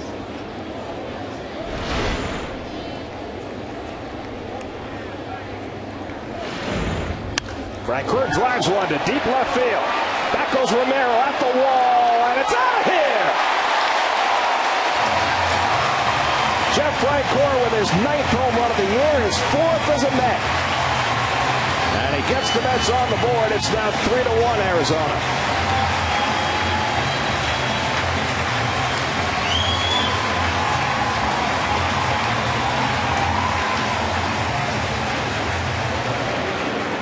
Nice job by Jeff. Gets a call that's close, go against him on the 2-1 pitch, but makes up for it with that long drive to left field to get the Mets a little closer. Now Sullivan takes ball 1. Just a little hanging curveball in the middle of the plate. We've seen that's the pitch that he does a lot of damage. Isn't that the little hanging slider, that little curveball in the middle part of the plate? Kind of speeds Jeff's bat up. Gets it out in the front of the plate. Oh, look at the same guy. All right. Not only did he get his T-shirt today, now he's got an even better souvenir. Well, Frank Cora has done his best to pump up this ball club. But you want this pitch really when you're ahead down in the strike zone, and that is just middle. And plus, one of my friends who does the game, David Cohn, who was one of my teammates, he has a nice phrase for that. He says that ball kind of takes a seat in the middle of the plate and waits for you to hit it. And that's a great phrase to use. I'll steal it for this one time against Frank Cora. You're entitled.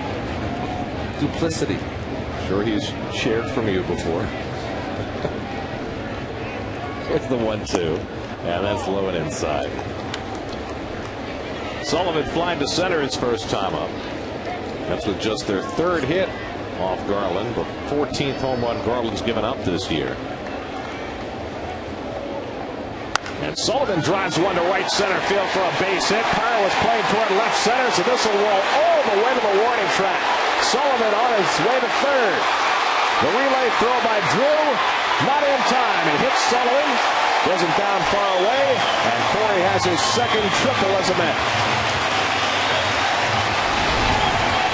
Well, he just keeps hitting the baseball, this Corey Sullivan, as he's gotten a chance to play every day.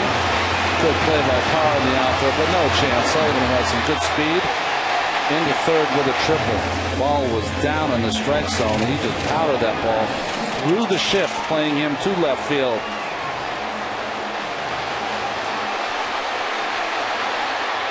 Nice to see the Mets with this lineup. They get behind 3-0 and immediately come back, score a run on the Frank Cora home run, and now a chance to get 1 run closer. So a home run and then a triple, and now Cora bats. Diamondbacks, of course, will play the infield back with a 2-run lead. Justin Upton retrieving something in right field, forcing a delay right now. There's a hat that fell out of the stands and onto the field, and more face time for Chad. Chad gets on TV every day. Look at this defense for the 3rd baseman, though. You can't play that deep with Alex Cora. This is just enticing him to lay one down. Now he comes in a little bit. Still too deep. And Cora watches up and away for ball 1.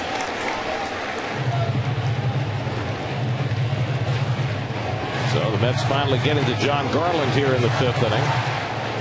Frank Cora leading off the inning with a home run. Sullivan following with a triple.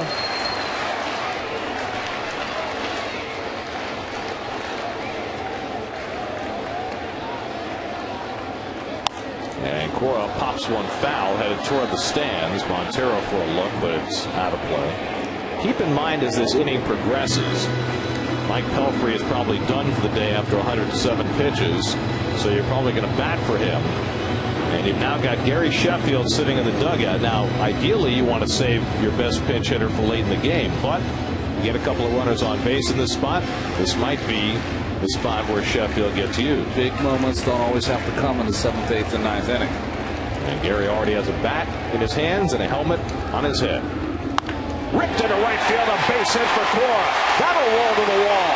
Sullivan in to score. Cora racing for second. Upton gets it in. 3 straight extra base hits for New York. And now it's 3-2 Arizona.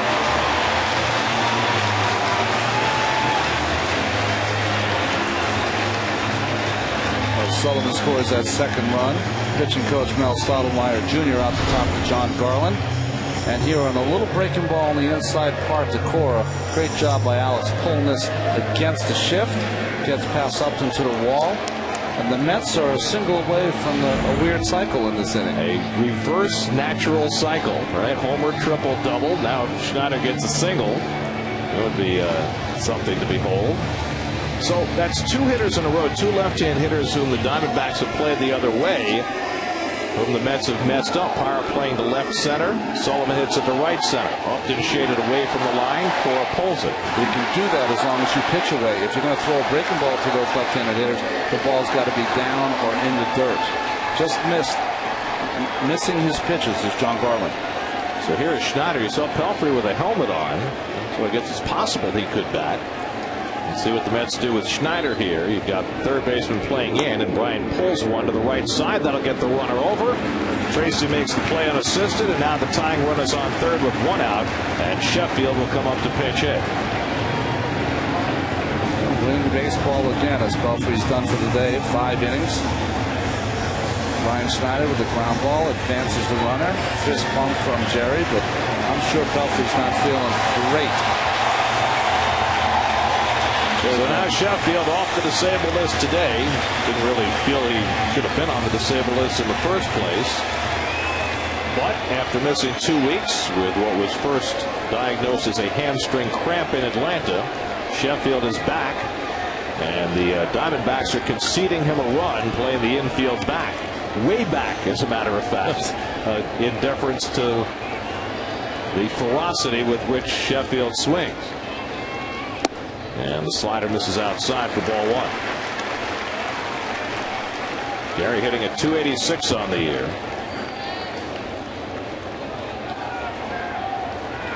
But just 1 for 15 as a pinch hitter. The 1 was a pinch hit home run. It's driven into the glove of Tracy for the second out. So Sheffield hit it hard, but Tracy tall enough to grab it. 2 down. Just perfectly positioned is Tracy on this hanging slider from Garland. Sheffield came into this bat 6 for 14 off Garland for a 429 clip, but here gets robbed from Tracy, who is playing deep and back and in perfect position to snare this line drive. Or the infield in, that's a base hit. So now 2 away, and it's left to Angel Pagan. Pagan last night drove in 5 runs with a sacrifice fly and a grand slam. Became only the 4th Met leadoff hitter ever to drive in 5 runs in a game. Looking to get a run home here to get the game tied, but he swings and misses at a changeup, 0-1. Pat Mish will be on to pitch for the Mets in the 6th inning. The only other Met leadoff hitters to drive in 5 runs in a game: Jim Hickman at the Polo Grounds in '63, Ron Hunt in San Francisco in '66, and Greg Jeffries at Shea in 1989. Pagan lifts one to center, and Parra drifting back. That retires the side, but the Mets get 2 runs back. Jeff Francoeur got it started with a home run. That's with a homer, triple, and double in the inning, and that cuts the Diamondbacks lead to 3-2.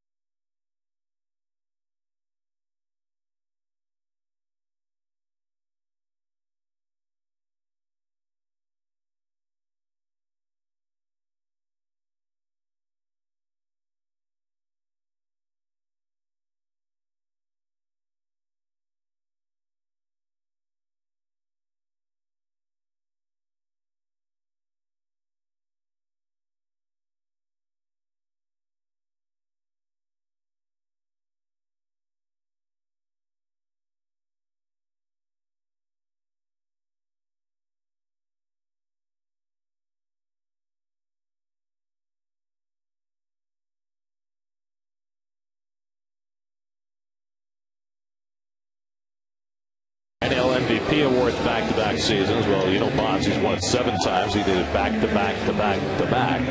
Ernie Banks did it in 58 and 59. Morgan in 75 and 76. Dale Murphy 82 and 83. And Mike Schmidt 80 and 81. Well, Mike Pelfrey done for the afternoon. Mike threw 107 pitches over 5 innings, allowed 3 runs and 5 hits. And for the first time in exactly 2 weeks, Pat Mish goes to the mound. Yeah, last time he pitched was in Atlanta. Gave up a run on a couple of walks and 3 hits on July 19th. So up to Mish to keep this game close. And Gary Sheffield will stay in the game in left field. Corey Sullivan moves to center, so Pagan comes out, and the pitcher will hit in the number 1 spot in the order as Augie Ojeda leads off the 6th inning for Arizona. Let me ask you, Ronnie, I don't know if you've gone through this experience. I know you spent some time pitching out of the bullpen. 14 days without pitching. How do you possibly stay sharp? Yeah, it's impossible, to tell you the truth, because there's no time out there when you can go and throw off the mound. Or, I mean, you can do some work on the mound when the game is either you're losing by a lot of runs or you're winning by a lot of runs. But still, it's not the same as coming in and having that adrenaline working against major league hitters. Ojeda turns around about right-handed, and he takes a strike. That being said, this really helps Mish. Mish will be the best for this because he's a control pitcher. He's not a guy who's going to overpower you, so he just wants to hit his corners.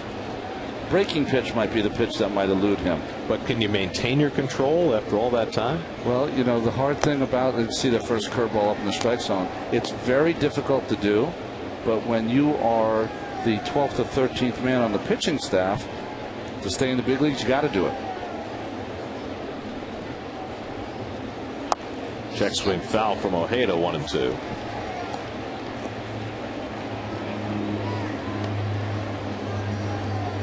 Well, the Astros have beaten the Cardinals 2-0 this afternoon. Big story there. Bud Norris, first major league start, 7 scoreless innings, allowed just 2 hits, subbing for Roy Oswalt. Oh, that veteran team with DeRosa and Holland and Pujols, sometimes those teams can be upended by pitchers they don't know.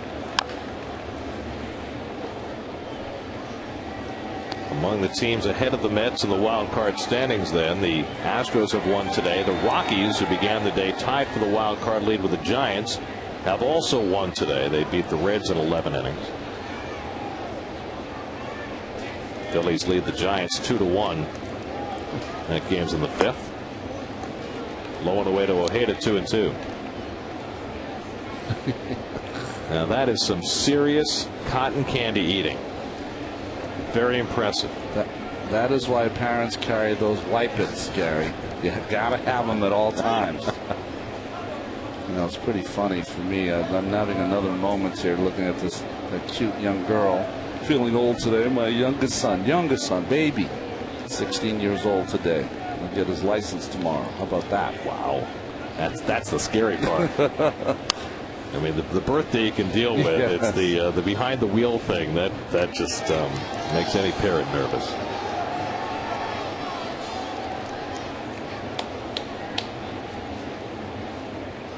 Ojeda has been hit by a pitch and drawn an intentional walk today, with Garland waiting on deck. And now it's 3-2. Well, Mish is getting plenty of practice against Ojeda as he tries to shake the rust off. Well, not a home run hitter. This is where you just have to, if you Mish, throw this ball down the middle and hope that Ojeda gets himself out. 3-2. Ties him up. Did he go? They check it first. No swing. Ball 4. So Ojeda's on with a leadoff walk. Let's check in with Gary Apple. He's standing by in the studio for a New York State Smokers Quit Line game break.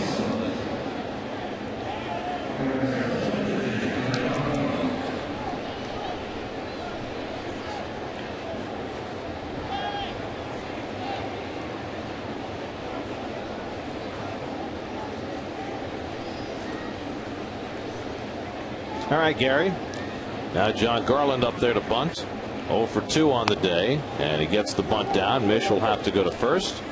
So 1-4 on the sacrifice. Only the second sacrifice bunt of the year for Garland. So that moves Ojeda into scoring position with 1 out. And now Stephen Drew who singled and scored a run in the 5th. The Diamondbacks got a run in the 4th and 2 in the 5th off Pelfrey. Mets got 2 runs back in the bottom of the 5th. A Frank Cora home run, an RBI double by Cora. Tim Redding up in the Mets bullpen. Well, with Redding having pitched last night and up again today, I think that pretty much seals the deal that Nelson Figueroa is starting tomorrow night. And Nelson's had some great stats in Buffalo. 7 wins, 7-5. Pitched over 100 innings with 94 strikeouts, which is a large number for Nelson. So he's had some dominance down there in AAA, and it'd be a welcome sight to see Nelson back here in Flushing.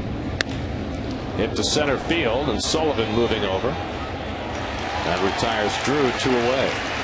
And back to second goes Ojeda. I don't think Billy Wagner has the luxury box here, though, so we're going to have to find another one for Nelson and his family, of course. Well, Nelson famously made his Shea Stadium debut last year and pitched hitless baseball into the 5th inning. Just one of the real feel-good moments that we have witnessed over the last few years. Nelson, one of the class acts, so you'd like to see him get another shot. And I haven't seen Nelson since this happened, but my son Trevor's going to Brandeis in the fall, and of course that's where Nelson Figueroa went to school. So I'm going to have to relate that to Nelson. Not too many ball players have come out of Brandeis.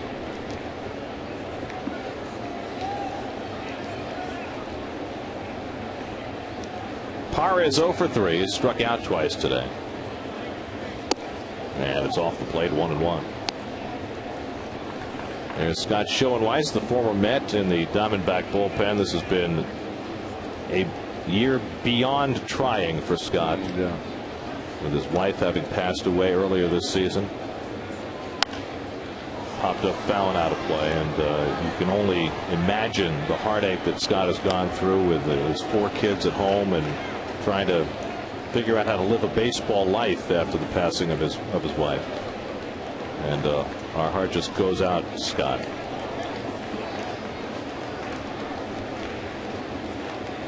Not yet seen Schoenweiss in this series. Perhaps we will before the day is done. 1-2. Slap toward the hole. That's a base hit for Parra.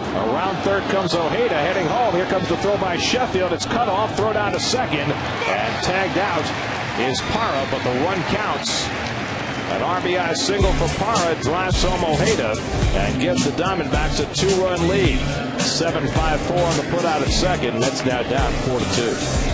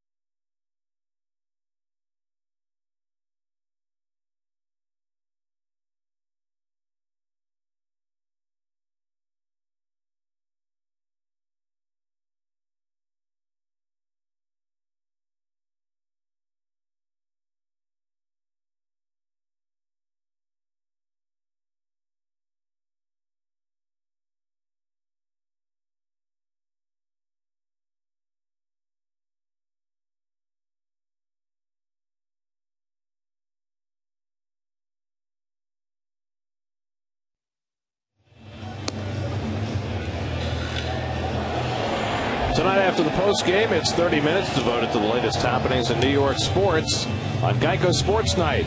After the post game and at 1 a.m. right here on SNY.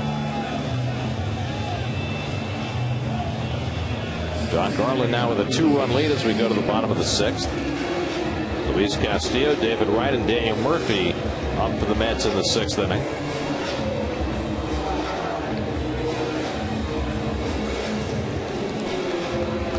It's finally done. 38 hits in that game at Camden Yards. Only 4 home runs. And an 18-10 Red Sox win. They stay a half game behind the Yankees, who also won today. They beat the White Sox 8-5. Patriots beat the Colts. Yeah, and they got the 2-point conversion. Well, Castillo has singled twice, an infield hit and a single to right.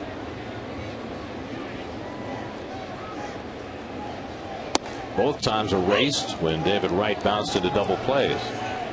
So we'll see whether Mian and Torrey can keep it going.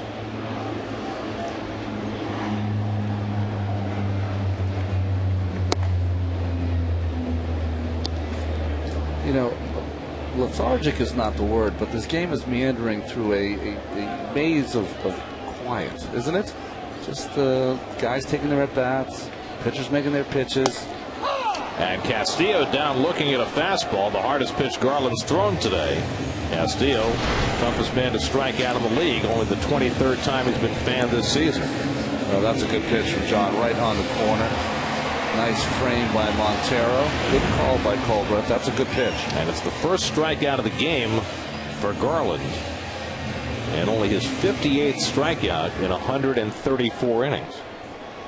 So now Wright cannot ground into a double play. 0 for 2 today. David started the day with an 11-game hitting streak and second in the National League in batting. And he takes a fastball for a strike.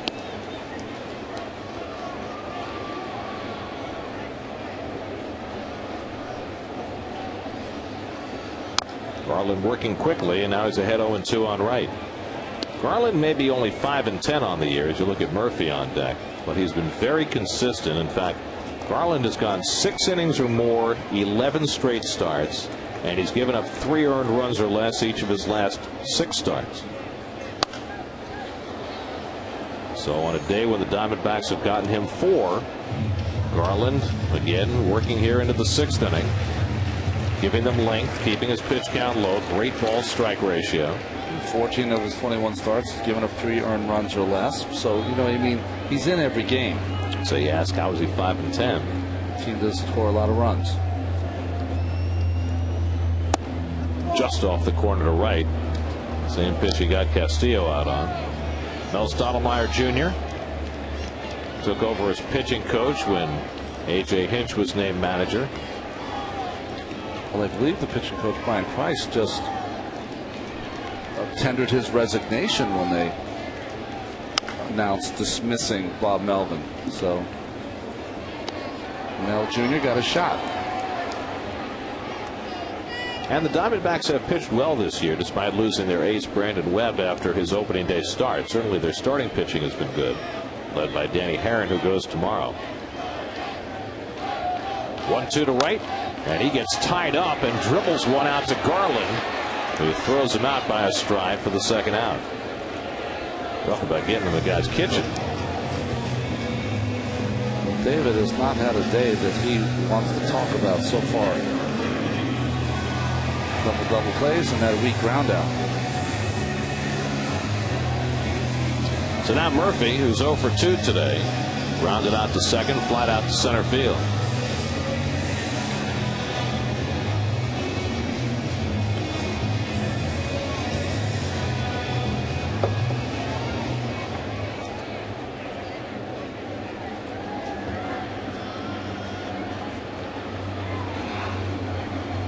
Shadows starting to become something of an issue. Who even thought we'd have shadows today? 2.5 hour rain delay at the start of the game today. Very interesting at this new ballpark here at City, right? At Shea, you had really just one blanket of shadow, and here you have these different intersecting panels from the lights and from the different panels on the ballpark. The light stands, and that's got to make it difficult for these hitters.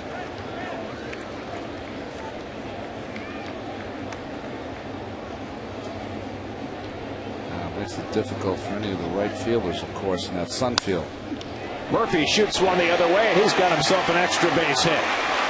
Romero chasing it, and Murphy heading into second, where he arrives standing with a double. 18th double of the year for Daniel Murphy.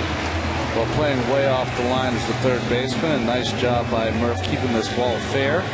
We saw the Diamondbacks do that very well, hitting that ball down the line. Also, Alex Cora, head right on the ball. That's a pitcher's pitch, and Murphy turns it into a double. Well, the Mets only have 6 hits in this game, but the last 4 have all been for extra bases against Garland. And now Carl Stottlemyre Jr. out for a conversation before Frank Court comes up as the tying run. Frank Court coming off a home run in his last at bat. And for our IOTB pitch differential, this has been a theme today.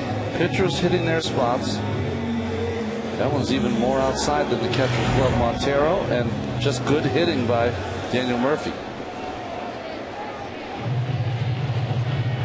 So here's Frank Cora, who was hit by a pitch in the second, and then hit his 9th home run of the year in the 5th. 4 of the 9 now have come as a Met in just 19 games.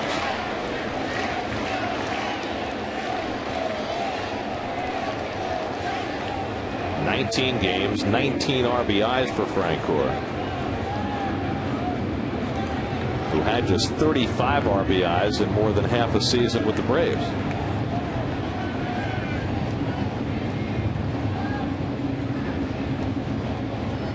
Interesting that Garland with that move to second base. This is the home run in his last at bat. Hanging breaking ball. I don't know why Garland would even be worrying about Murphy at second. It's 2 out. He's not a base stealer, and it's a 2-run game. I think the only problem you have is that Murph has an extreme attention to detail. If we take a look at him, maybe we'll keep it on tape or whatever and show it back to you. Murph is getting a big lead, and he is taking a secondary lead like you've never seen a secondary lead. I mean, as big can be. So maybe just a little fake to try to keep him a little close in case Frank Cora gets a base hit. 1-1 to Jeff.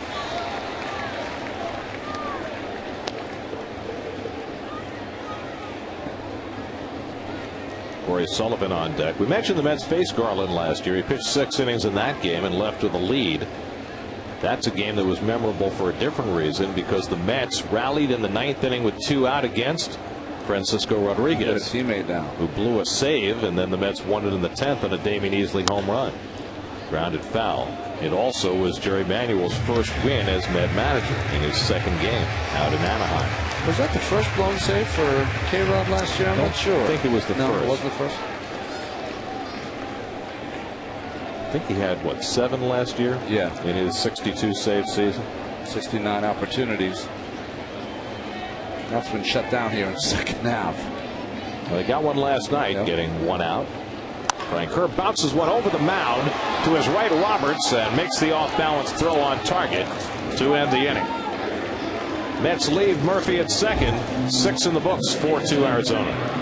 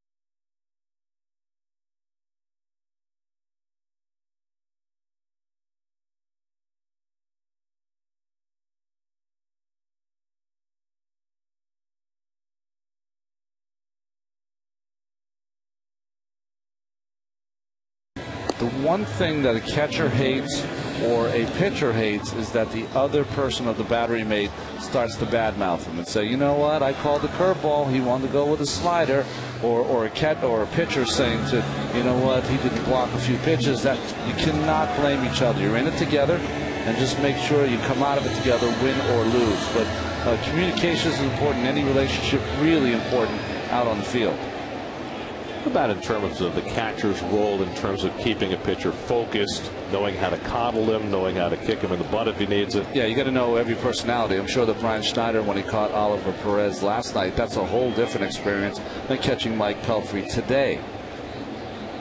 You know, there used to be a day where you'd get a catcher come out and he'd go up one side of you and down the other. I don't think those days happen as much anymore.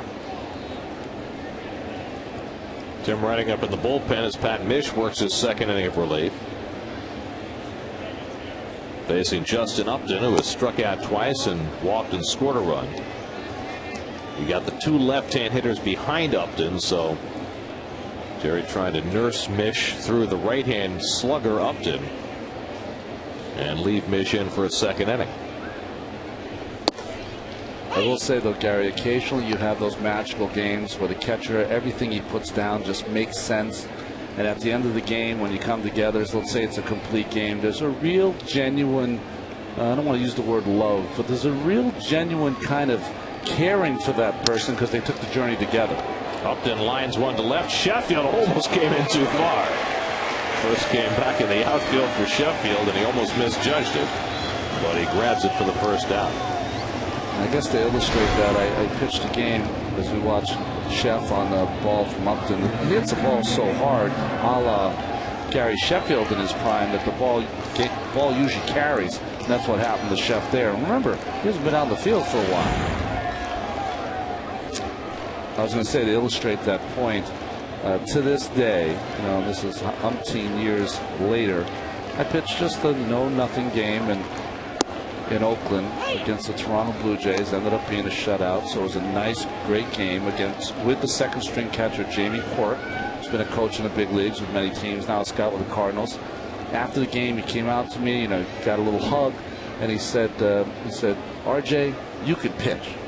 And you know what? Simple, not a big compliment, not a big thing. I'll remember that as long as I live, because it was so passionate, and he meant it, and it was like we took this beautiful journey together, and the end result was a shutout. It was fun. 1-2 to Montero. He did something that game that I'd never had before. You usually put down a 2 if you have a curveball. If you want to throw a changeup, you do the wiggle of the fingers. He wiggled 2 fingers, and I knew exactly what he meant. Throw a slow curveball. Montero has his third hit of the game. So Montero plugged into the cleanup spot with Mark Reynolds getting the day off, and he's hit like a cleanup hitter.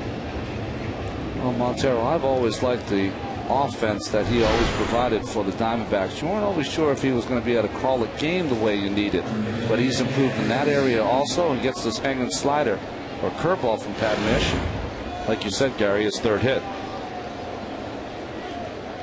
I wonder if there's any other in baseball, any other combination that rivals a pitcher-catcher relationship, like a second baseman, a shortstop, or a 3 and 4 hitter. Lined into right field, and Tracy's got a base hit. Montero pulls in at second, so back-to-back one-out hits for the Diamondbacks.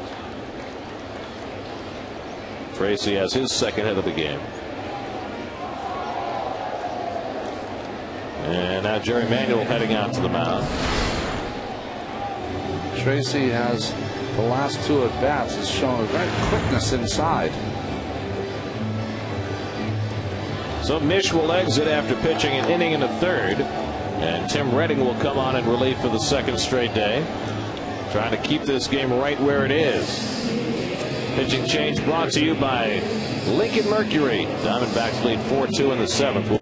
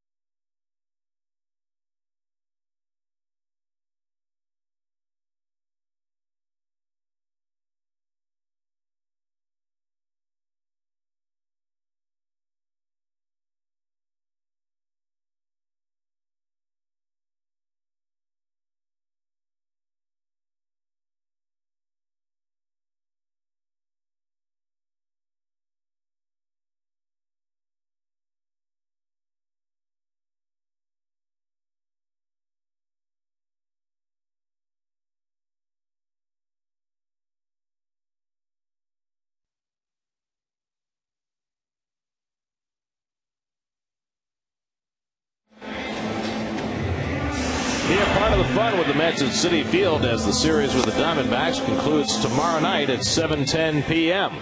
Visit Mets.com or call 718-507-TIXX for your tickets now. Tim Redding on in relief for the second straight day. It was interesting. Jerry brought him in just for 1 out yesterday because he did not want to start Feliciano against the right-hander. So Tim, with his outing yesterday, his outing here today, trying to get Roberts out. Going to have a spot starter tomorrow for the Mets in that Monday game. Roberts is 0 for 2 and a walk. 2 on and 1 out, with the Diamondbacks already up 4-2, and Redding starts him off with a slider for ball 1. Roberts walked in the second, struck out in the fourth, and then with runners at second and third in the fifth inning, he hit a dribbler. Pelfrey threw home, and Montero missed the plate. Schneider missed the tag, and Schneider eventually tagged him out. There's a strike at the knees, 1-1 to Roberts.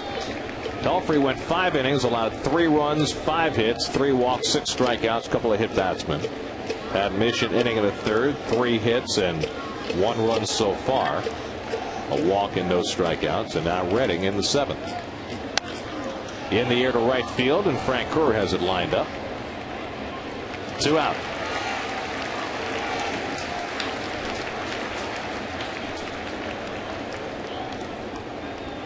So now 2 out and 2 on for Alex Romero, who drove in the first run of this game with a double to right center in the fourth. 1 for 2 on the day. The Giants have taken the lead on the Phillies 5-3 as they play in the 6th inning in San Francisco. That's Cole Hamels pitching. Well, he just has not gotten any consistency going. Now, he started the season injured, and I don't think he's really been able to put 4 or 5 starts together because his last start was outstanding. I think it was 8 scoreless, I believe. Romero, you're looking at this first pitch fastball, and he swings right through it. Nothing at 1.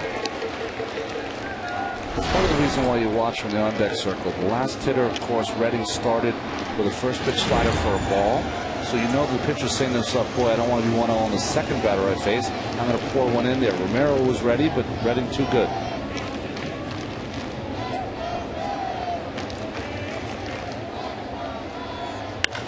And Romero hits one to left, and Sheffield is there. And so Redding comes in, gets 2 fly ball outs to get the Mets through the top of the 7th. Now it's 7th inning stretch time on a Sunday at Citi Field. Mets down by 2.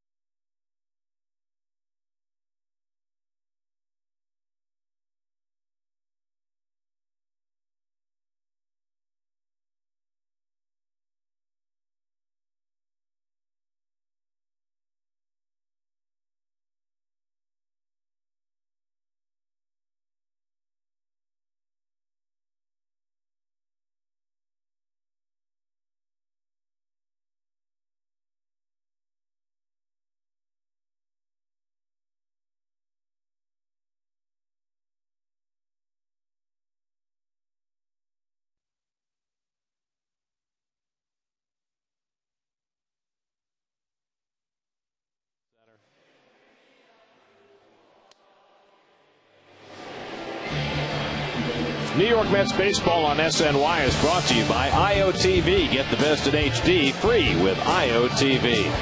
By Citi. By Toyota. By Geico. And by Toshiba, the laptop expert. Chris Young comes in defensively to play center field for the Diamondbacks, and Gerardo Caro will move to left field to shore up the defense for the D-backs late. with a 4-2 lead. No need to replace John Garland. He's thrown only 73 pitches over 6 innings, given up 2 runs, 6 hits. He hasn't walked a batter. He struck out only 1, thus the low pitch count. And he will face 6, 7, and 8 in the Mets batting order. Sullivan, Cora, and Schneider in the bottom of the 7th. That's hoping to draw some inspiration from a nice rendition of Lazy Mary. Very nice. You know, Lou Monte just doesn't get enough credit. He does for you. He's in the pantheon. So the first 4 hitters in the lineup today for the Red Sox in that 18-10 game were 13 for 20 with 11 runs scored. And Mr. Martinez, in only his 2nd game, had kind of a pretty good day. 5 for 6 with 4 RBIs. Oh my gosh. Really? I guess that's why they got him. Yes. He's good, they say. 23 hits for the Red Sox, 15 hits for the Orioles, and 18-10 Boston final. Well, here is Sullivan, who tripled his last time up and scored a run for his 2nd triple in just 28 at bats with the Mets. But he's now 5 for his last 10. Pedro Feliciano up every day doing his exercises, getting ready for the inevitable call. Strike to Sullivan, 1-1. Alex Cora and Brian Schneider to follow. Left-hand hitters all against Garland. Down to first base, and Tracy at the midsection takes it to the bag, 1 away. The bullpen for Baltimore in that game, Gary. 7 1/3 innings pitched, 12 runs. And the starter, Jason Birkin, now 1-9. Try the nightmare. Here's Cora, who doubled in a run his last time up. That's last 4 hits have been all for extra bases. But they're down by 2 as they bat in the 7th. And Cora takes a strike. Oh, Mr. Garland's pitch count in this game, as good as you're going to see. 77 pitches. He's only had 2 balls on a batter 4 times. That's how efficient he's been. And that's how you are at 77 pitches with 1 out in the 7th. Cora hits one over the mound, and Drew is in to play it. 2 out. So 2 up and 2 quickly set aside on ground balls. And that'll bring up Brian Schneider. And 12 of his outs have come by way of the ground ball with a couple of double plays. So John Garland doing a nice job.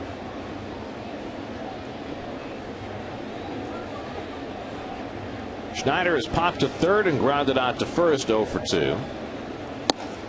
And another first pitch strike. For you kids at home, you don't have to throw 95 miles an hour.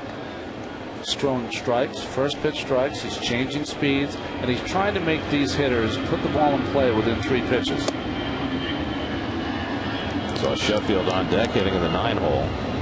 Only 1 punch out today. What would you rather have? 10 punch out to lose or 1 punch out to win? Always 1 punch out and win. But you know, strikeouts are fun. Swing and miss are fun. That's how you get the cheerleader. You get the all that fun stuff. Garland has proven himself a guy that won 18 games a couple times. The White Sox just barely struck out over 100 in both those seasons. Schneider forced to move his feet. One of those feet having gotten nailed by a foul ball earlier in the game.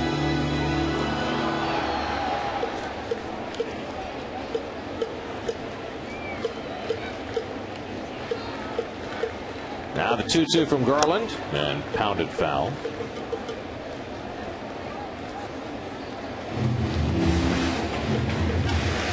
Tuesday night, Johan Santana against Matt Holliday and the St. Louis Cardinals. Cardinals were shut out today. Holliday was hitting .606 in his first 9 games for the Cardinals. That's not bad, right? .606. Little tapper, and Garland off the mound.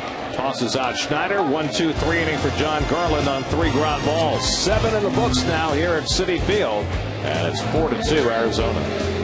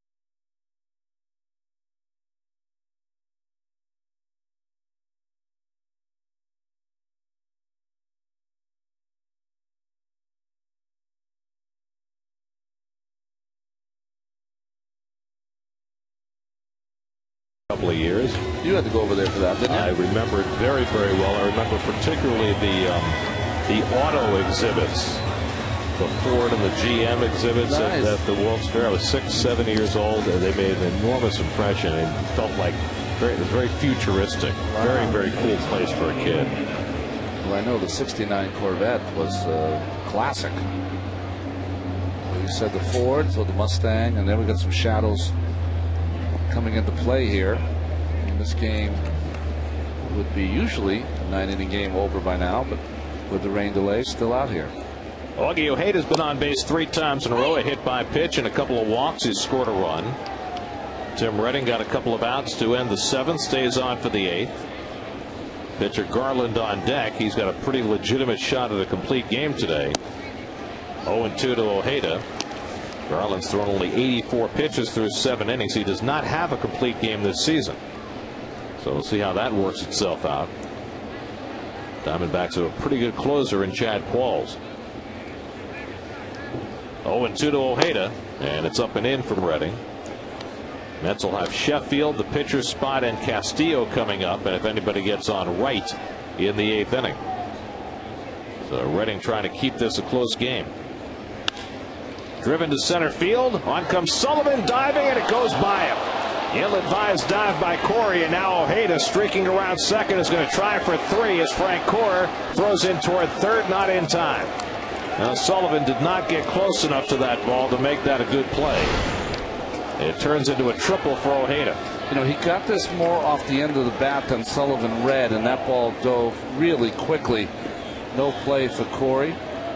And you say to yourself, great try, great hustle, but sometimes you have to use that intelligence to keep that ball in front of you, keep the double play in order. But now Ojeda on third base, and I think I saw something I haven't seen very often. That ball went past Sullivan, and usually you'll have the outfielder hit the cutoff man. Frank Cora threw it all the way to third base. Well, he can do that. Yeah. So now the infield in, the pitcher Garland up. Ojeda's first triple of the year, and Garland taking a strike. For Augie Ojeda, that's his 7th career triple. Defensively, the infielders are in, of course. I think that the outfielders are too shallow. I mean, not shallow enough. Garland has not driven in a run this year. And again, taking all the way 1-1. What I mean by that, if you have the infield in, there's so much room for one of those bloop hits. We've already seen him hit a couple bloops, Garland, already. And you say to yourself, what if he hits it good and it goes over the head? That's on the pitcher's fault if you allow a pitcher to hit the ball squared up. And offering at it And it's a strike 1 and 2, not a squeeze play, certainly not a suicide squeeze. But more like a safety squeeze for you people at home. Safety squeezes at the runner on third. We'll wait for the bunt to be put down. If it's in a good spot, then he takes off. That's where you need a good fielding pitcher. Breaking ball taken down, 2 and 2.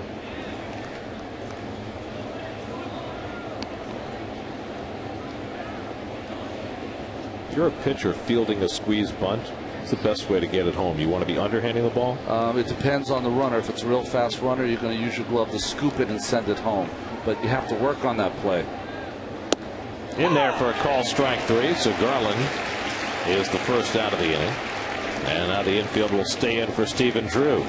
First, we'll check in with the studio. Gary Apple standing by there for a New York State Smokers Quit Line game break.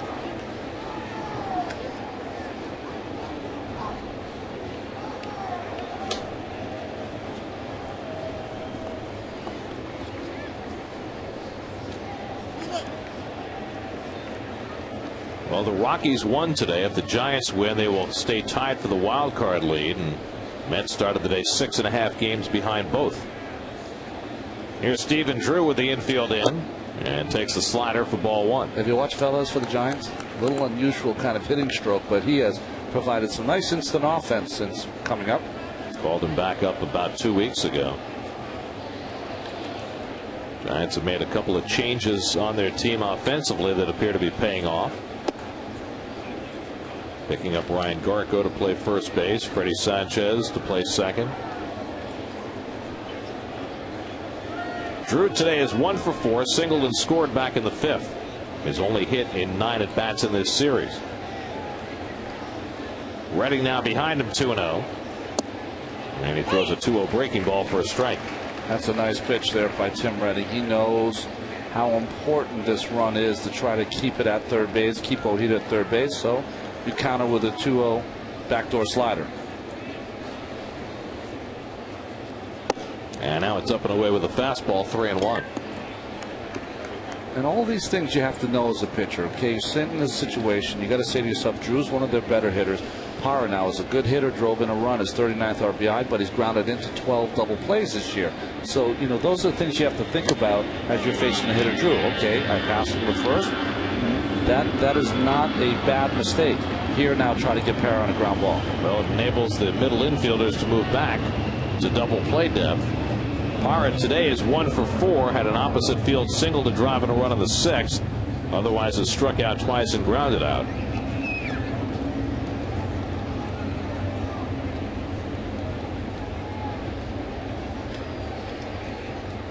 Mets bullpen is quiet. This inning is on Redding. So now here's Parra, whose 39 RBIs lead all National League rookies. And with a slide step, Redding goes low and inside, ball 1. Drew at first base, not a big time base stealer. He has 3 for the year, but this might be a spot to run him. And Redding conscious of that.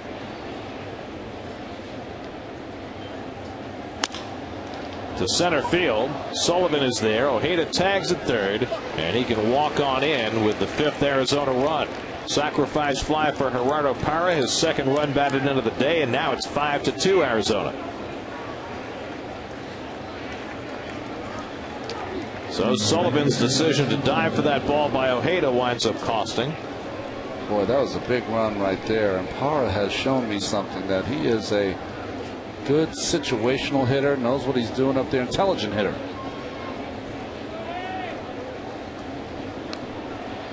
So the Diamondbacks have started the day with a 3-0 lead. Now have a 3-run lead once again. Justin Upton 0 for 3 and a walk today. Lined out to Sheffield his last time up, and he takes just off the plate 1-0. Well, this was a big game for the Mets today, because looming tomorrow night, one of the best pitchers in the National League, Danny Herron, with his 2.19 ERA and that ungodly strikeout to walk ratio. Unbelievable, right? I mean, that's Saberhagen-esque. Almost 7-1. Except saves would probably be about 120 strikeouts and 8 walks. Saberhagen had 1 year with the Mets. I think it was 94. I believe it was 154 strikeouts and 14 walks. Yes. He had more wins than walks. some point in my career, that was a good three-start stat for me. 14 walks and 3 starts. I mean, and he was like that from day one when he came up with the Royals. The problem for Sabes toward the end of his Mets career is that he lost just enough on his fastball that he threw too many strikes. Yeah. And he got a little hittable. And he couldn't. Imagine having to make the change to throw more balls. You know, throw more balls out of the strike zone. That would be a difficult thing to do. Miguel Montero, who has 3 hits already today, standing on deck. Redding behind on Upton, 3-1. And he walked him. So the second walk of the inning by Redding. And now Montero will bat with 2 men on. You know, Gary, who did an excellent job of that was Frank Tanana. Frank Tanana went from a guy who threw 100 miles an hour in Los Angeles for the Anaheim Angels, California Angels at the time. And by the time he got to the Tigers, he would go an entire game without challenging anyone. Just threw the ball around the strike zone and became a very consistent winner as a guy who did not have a lot left. And of course, Tanana was a Met at the end of his career, and our former colleague Todd Callis had the quintessential line about Tanana. He said, in the 70s, he threw in the 90s. In the 90s, he throws in the 70s. Very good. Very good. Here's Miguel Montero, who pops one foul and out of play. Well, Tanana was a perfect veteran pitcher to have on a staff because he was such a great mentor to the younger pitchers. Good guy, too. Yeah.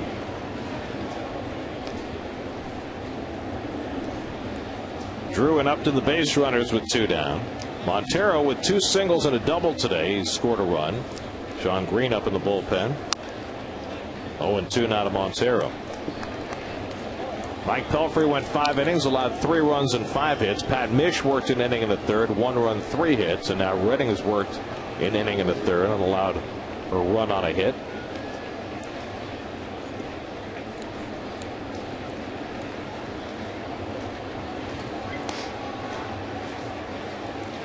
Now the 0-2 to Montero, and he grounds one to short for Corey. He'll have to go to first with it, and that retires the side.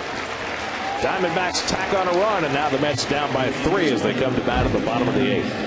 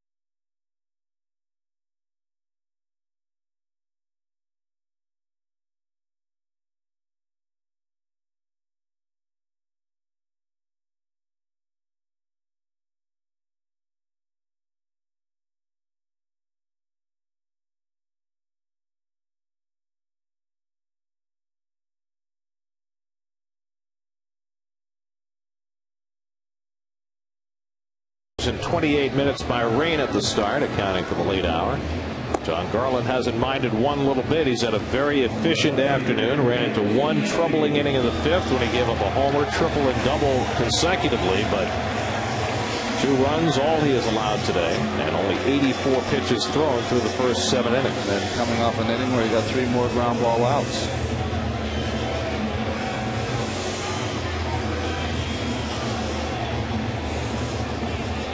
Look at Midtown Manhattan on what has been an increasingly nice day in New York after all the rain we had early. Gary Sheffield off the disabled list today. Pinch hit in the 5th inning and lined out to Chad Tracy with a runner at third base. Now up for the 2nd time after staying in the game in left field. See defensively against Sheffield, straight up. Usually you can see most teams will play that second baseman over the second base bag. And he lines one to left field. Coming in hard is Parra to make the diving catch. Well, Gerardo Parra continues to impress. Nice play there to rob Sheffield of a hit. So Sheff with 2 liners and 2 outs. Boy, nice play. Got a great jump, did Parra. Had it in his sights all the way. And Sheffield hits that ball so hard, there's no sink. It stays in the air for an increasingly long period of time. And nice play by the young left fielder. So 1 away. Now Jeremy Reed bats for the pitcher Redding in the number 1 spot in the batting order. And Jeremy takes ball 1. Reed pinch hit in the game yesterday and was robbed of a base hit on a diving stop by Mark Reynolds at third base. There's a strike, 1-1. There's quite a contrast, huh? That pitcher's thrown 159 pitches. Garland only 88. Those with the changeup there, and it's 1-2. That was an interesting graphic, by the way. Thank you, guys in the truck. Wow.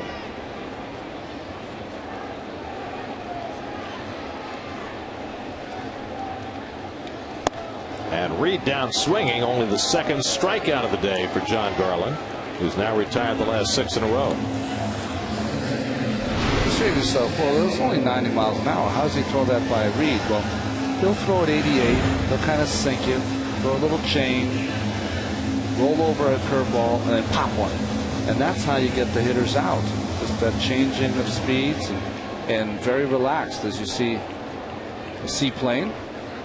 You ever been in one of those and land on the water? No. Wow, it's unbelievable. I mean, we take a lot of flights. And every flight we're on, we want to avoid the water. We want to land. Well, you know, there was a seaplane earlier this year that wasn't designed to be one. That's right. That's right. On the Hudson River. 1-1 to Castillo. Oh, the Sully River now, can we? I mean, Sully didn't have pontoons. That's right. Talk about a perfect person at a perfect place in a difficult and horrible time. Man.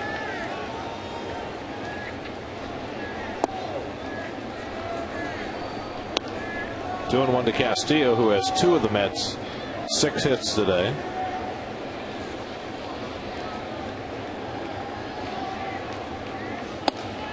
And there's a strike, 2-2.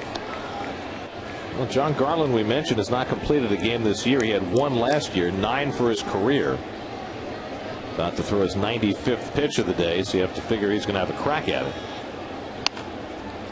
Fisted down to third, and Augie Ojeda across the diamond. 1-2-3 inning for Garland, who set down 7 Mets in a row. We head for the 9th. Green on to pitch, 5-2.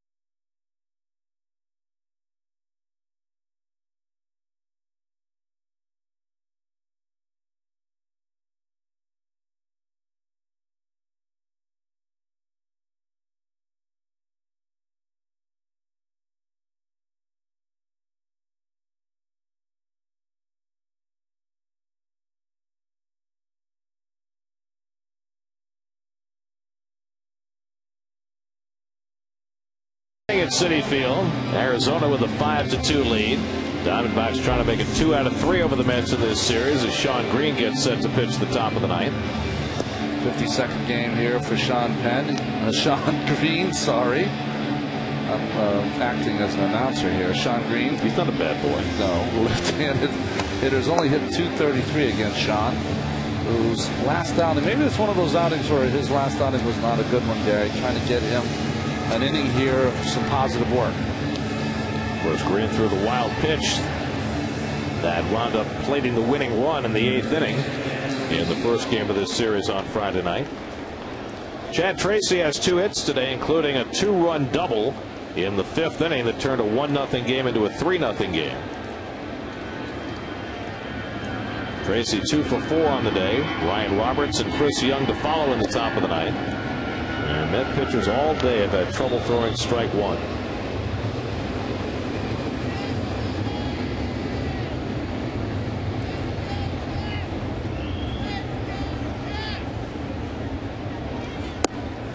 And Green pours one over for a strike, 1-1. There's Ryan Roberts out on deck.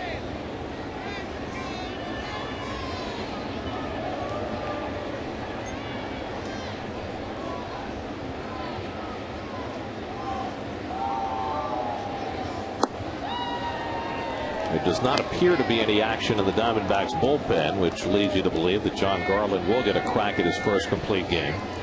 You're going to feel good to have this lead going into the ninth if you're the D-backs and didn't start your best player, Mark Reynolds. That's a good point. And then you got your best pitcher going tomorrow. 3-1 now to Tracy. Garland has just cruised for most of the day. There have been 5 complete games against the Mets this year by 4 pitchers, because remember, John Lannon has done it twice. There's a strike, 3-2. Josh Johnson pitched a complete game against the Mets back in April. Joel Pinheiro pitched a gem in June, and Bronson Arroyo pitched a complete game against the Mets here right before the All-Star break. 3-2 into center field. Sullivan started back. Now he's under it. 1 away. Now tomorrow, the final game of this 4-game series. 6:30 the coverage on SNY. Mets will probably be pitching Nelson Figueroa. They'll announce that officially after the game, or maybe they'll surprise us with a different choice. They've been surprised many times. And Danny Herod will go for the Diamondbacks. There's that game in San Francisco. Giants trying to stay even in the wild card race, with the Rockies have already won today. And if the Mets lose this game, they will fall 7.5 back in that wild card chase. Roberts is 0 for 3, drew a walk back in the 2nd inning. Ryan Roberts getting most of the playing time at second base now for the Diamondbacks since the trade of Felipe Lopez, the much traveled Felipe Lopez, now with Milwaukee.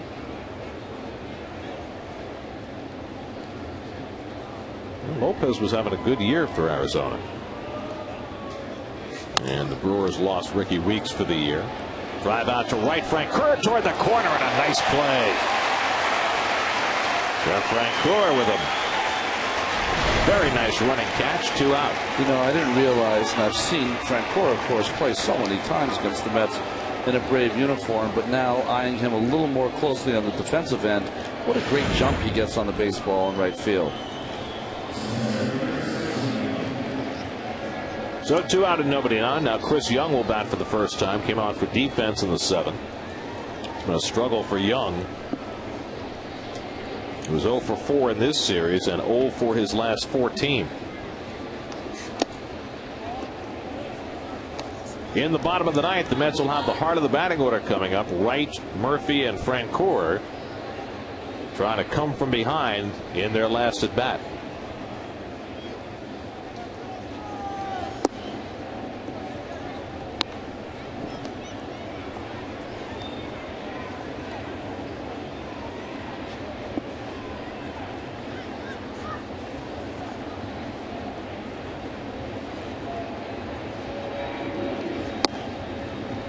Mets began this homestand by winning the first 3 from the Rockies. Lost the second half of the day-night doubleheader on Thursday, then dropped the opener of this series on Friday. And after a dramatic victory last night, trying to avoid 3 losses in their last 4 games. And these are perilous times for the Mets, who are, hanging on to the race by a precipice. And sure, there are 58 games to go after today, but you just can't afford to fall too much farther out than they are right now. And it's also, you set precedent and building blocks when you're playing in the season. And if you have not proved to yourself as a team that you can ever make a run, can't prove to yourself when the heat is on that you can have a big homestand, then it's hard to expect those things to happen in August, September. It doesn't matter who you get back. 4-3 if they drop this tilt, right, on this homestand. 3-2 to Young, and he walked him. That's the 7th walk for Met pitchers today. Now they'd be 4-3 in this homestand. I can't doubt to be driving Dan Worthen nuts in this kind of game, of course. Do not want to walk anyone. Well, the Mets have walked the most hitters of any pitching staff in the National League. That is 414 walks now in 922 innings, and that is way too many. Here's Augie Ojeda, who's been on base 4 times in a row. A hit batsman, 2 walks, and then a triple. He scored a run in the 8th. And he takes outside for ball 1. And Gary, I think it'd be different if you're talking about maybe the Washington National staff or the Pittsburgh staff that has mostly young pitchers. But, you're talking about a pretty veteran bullpen. Toward the middle, Castillo with a nice diving stop, and from his knees off the bag, Murphy's safe. Murphy tried to cheat, and it cost him. We've seen Murphy do that a number of times. It's the first time he's gotten caught. That just tells me the umpire first, or the umpiring crews around baseball waiting for this to happen. It's gone around the league. Let's see Murph. And that's a good call by the umpire. He was coming off that bag. It didn't really look, the problem was it didn't look like he needed to cheat. Could have just stayed on there, and I think he would have had to play. Well, they scored a base hit for Ojeda, who was on base 5 times in a row. Nice play by Louis. Yeah, no, he could easily stayed on that bag. That easily would have gotten Ojeda at first base. And why I said that about the umpires, what happens is that one of the umpires will see that play by Murphy and not call it, but it'll get around the league really quickly. Hey, when you have to umpire at first base, watch the Mets first baseman Daniel Murphy. He comes off the bag a little quick. Well, here's John Garland. And if you are a starting pitcher, you've had a fine day when you have 5 plate appearances. Garland 0 for 3 in a sacrifice today. By the way, trivia question. Yes. Last major league pitcher to get 5 hits in a game? Should I know this? Did I give up the 5 hits? His relative is in the ballpark. Oh. Mr. Gooden? Oh, no. Mel. Mel Stottlemyre, 1964. Call 3rd strike. Garland down looking, inning over. 13 left on for the Diamondbacks, but they lead 5-2 going to the bottom of the 9th.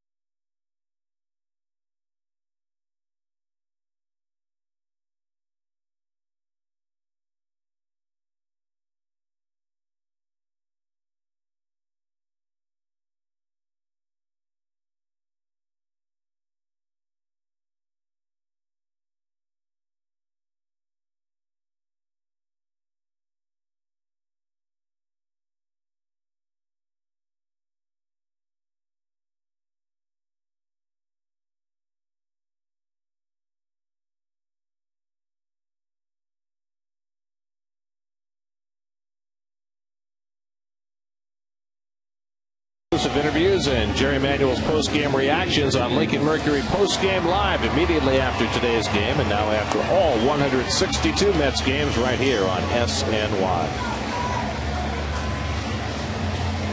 John Garland bidding for his first National League complete game. He's got 9 complete games in his career, including one last year with Anaheim.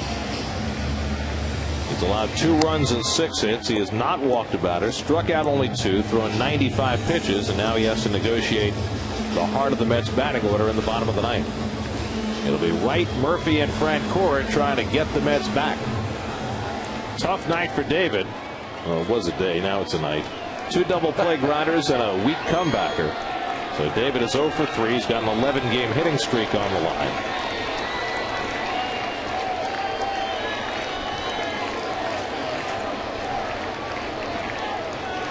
'29-year-old John Garland ready to start the last of the ninth.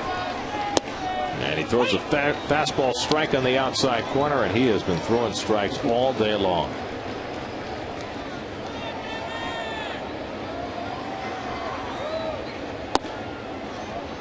One and one to right.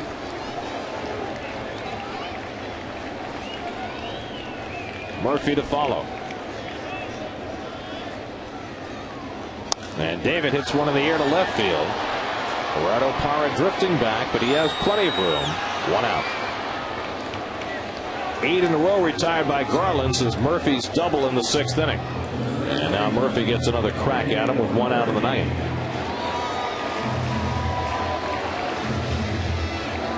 Daniel 1 for 3 on the day, 3 for 10 in this series.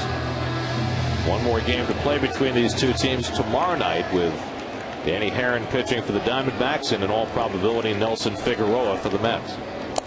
There's a fastball strike, 0-1. Figueroa made 1 start for the Mets back in April. Pitched pretty well against Milwaukee. When sent down, was not happy. At one time declared his free agency, only to re-sign with the Mets.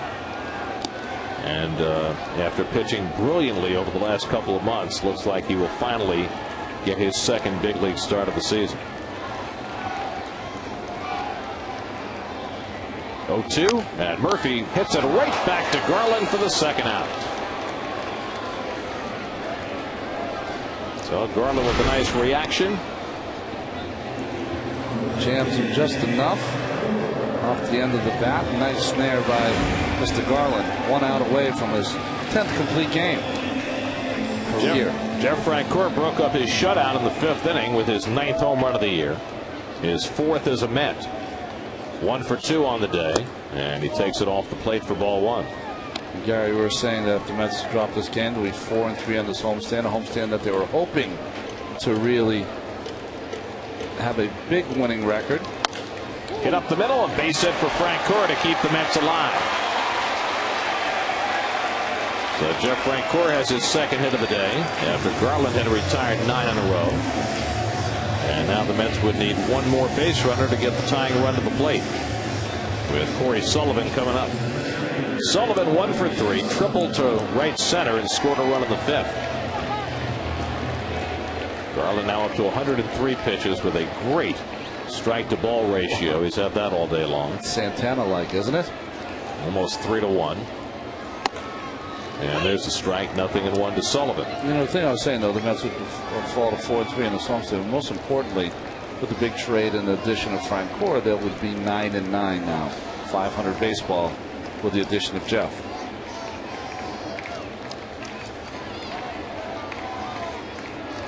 Well, after a lot of success in back-to-back series against hot teams, first in Houston and then here against Colorado, Mets were figuring, okay, now we can take advantage of some lesser teams. We've got 4 with Arizona, and then after 2 with St. Louis, go to San Diego and Arizona and try and fatten up.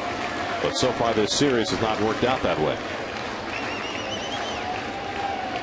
1-1 to Sullivan. Hit to left field over toward the line. Parra gets over, and the ball game is over. John Garland pitches his first complete game as a National Leaguer as he scatters 7 hits, the 10th complete game of his career, The Diamondbacks have taken 2 out of 3 from the Mets, and the Mets have now fallen 7.5 games off the pace in the National League wildcard race. Well, manager A.J. Hinch and his crew come up with a big win here today. Get ahead now 2-1 in this 4-game series. Have their best pitcher and a Cy Young candidate going tomorrow. But it was all John Garland today, with Parra, the left fielder, with a couple of RBIs.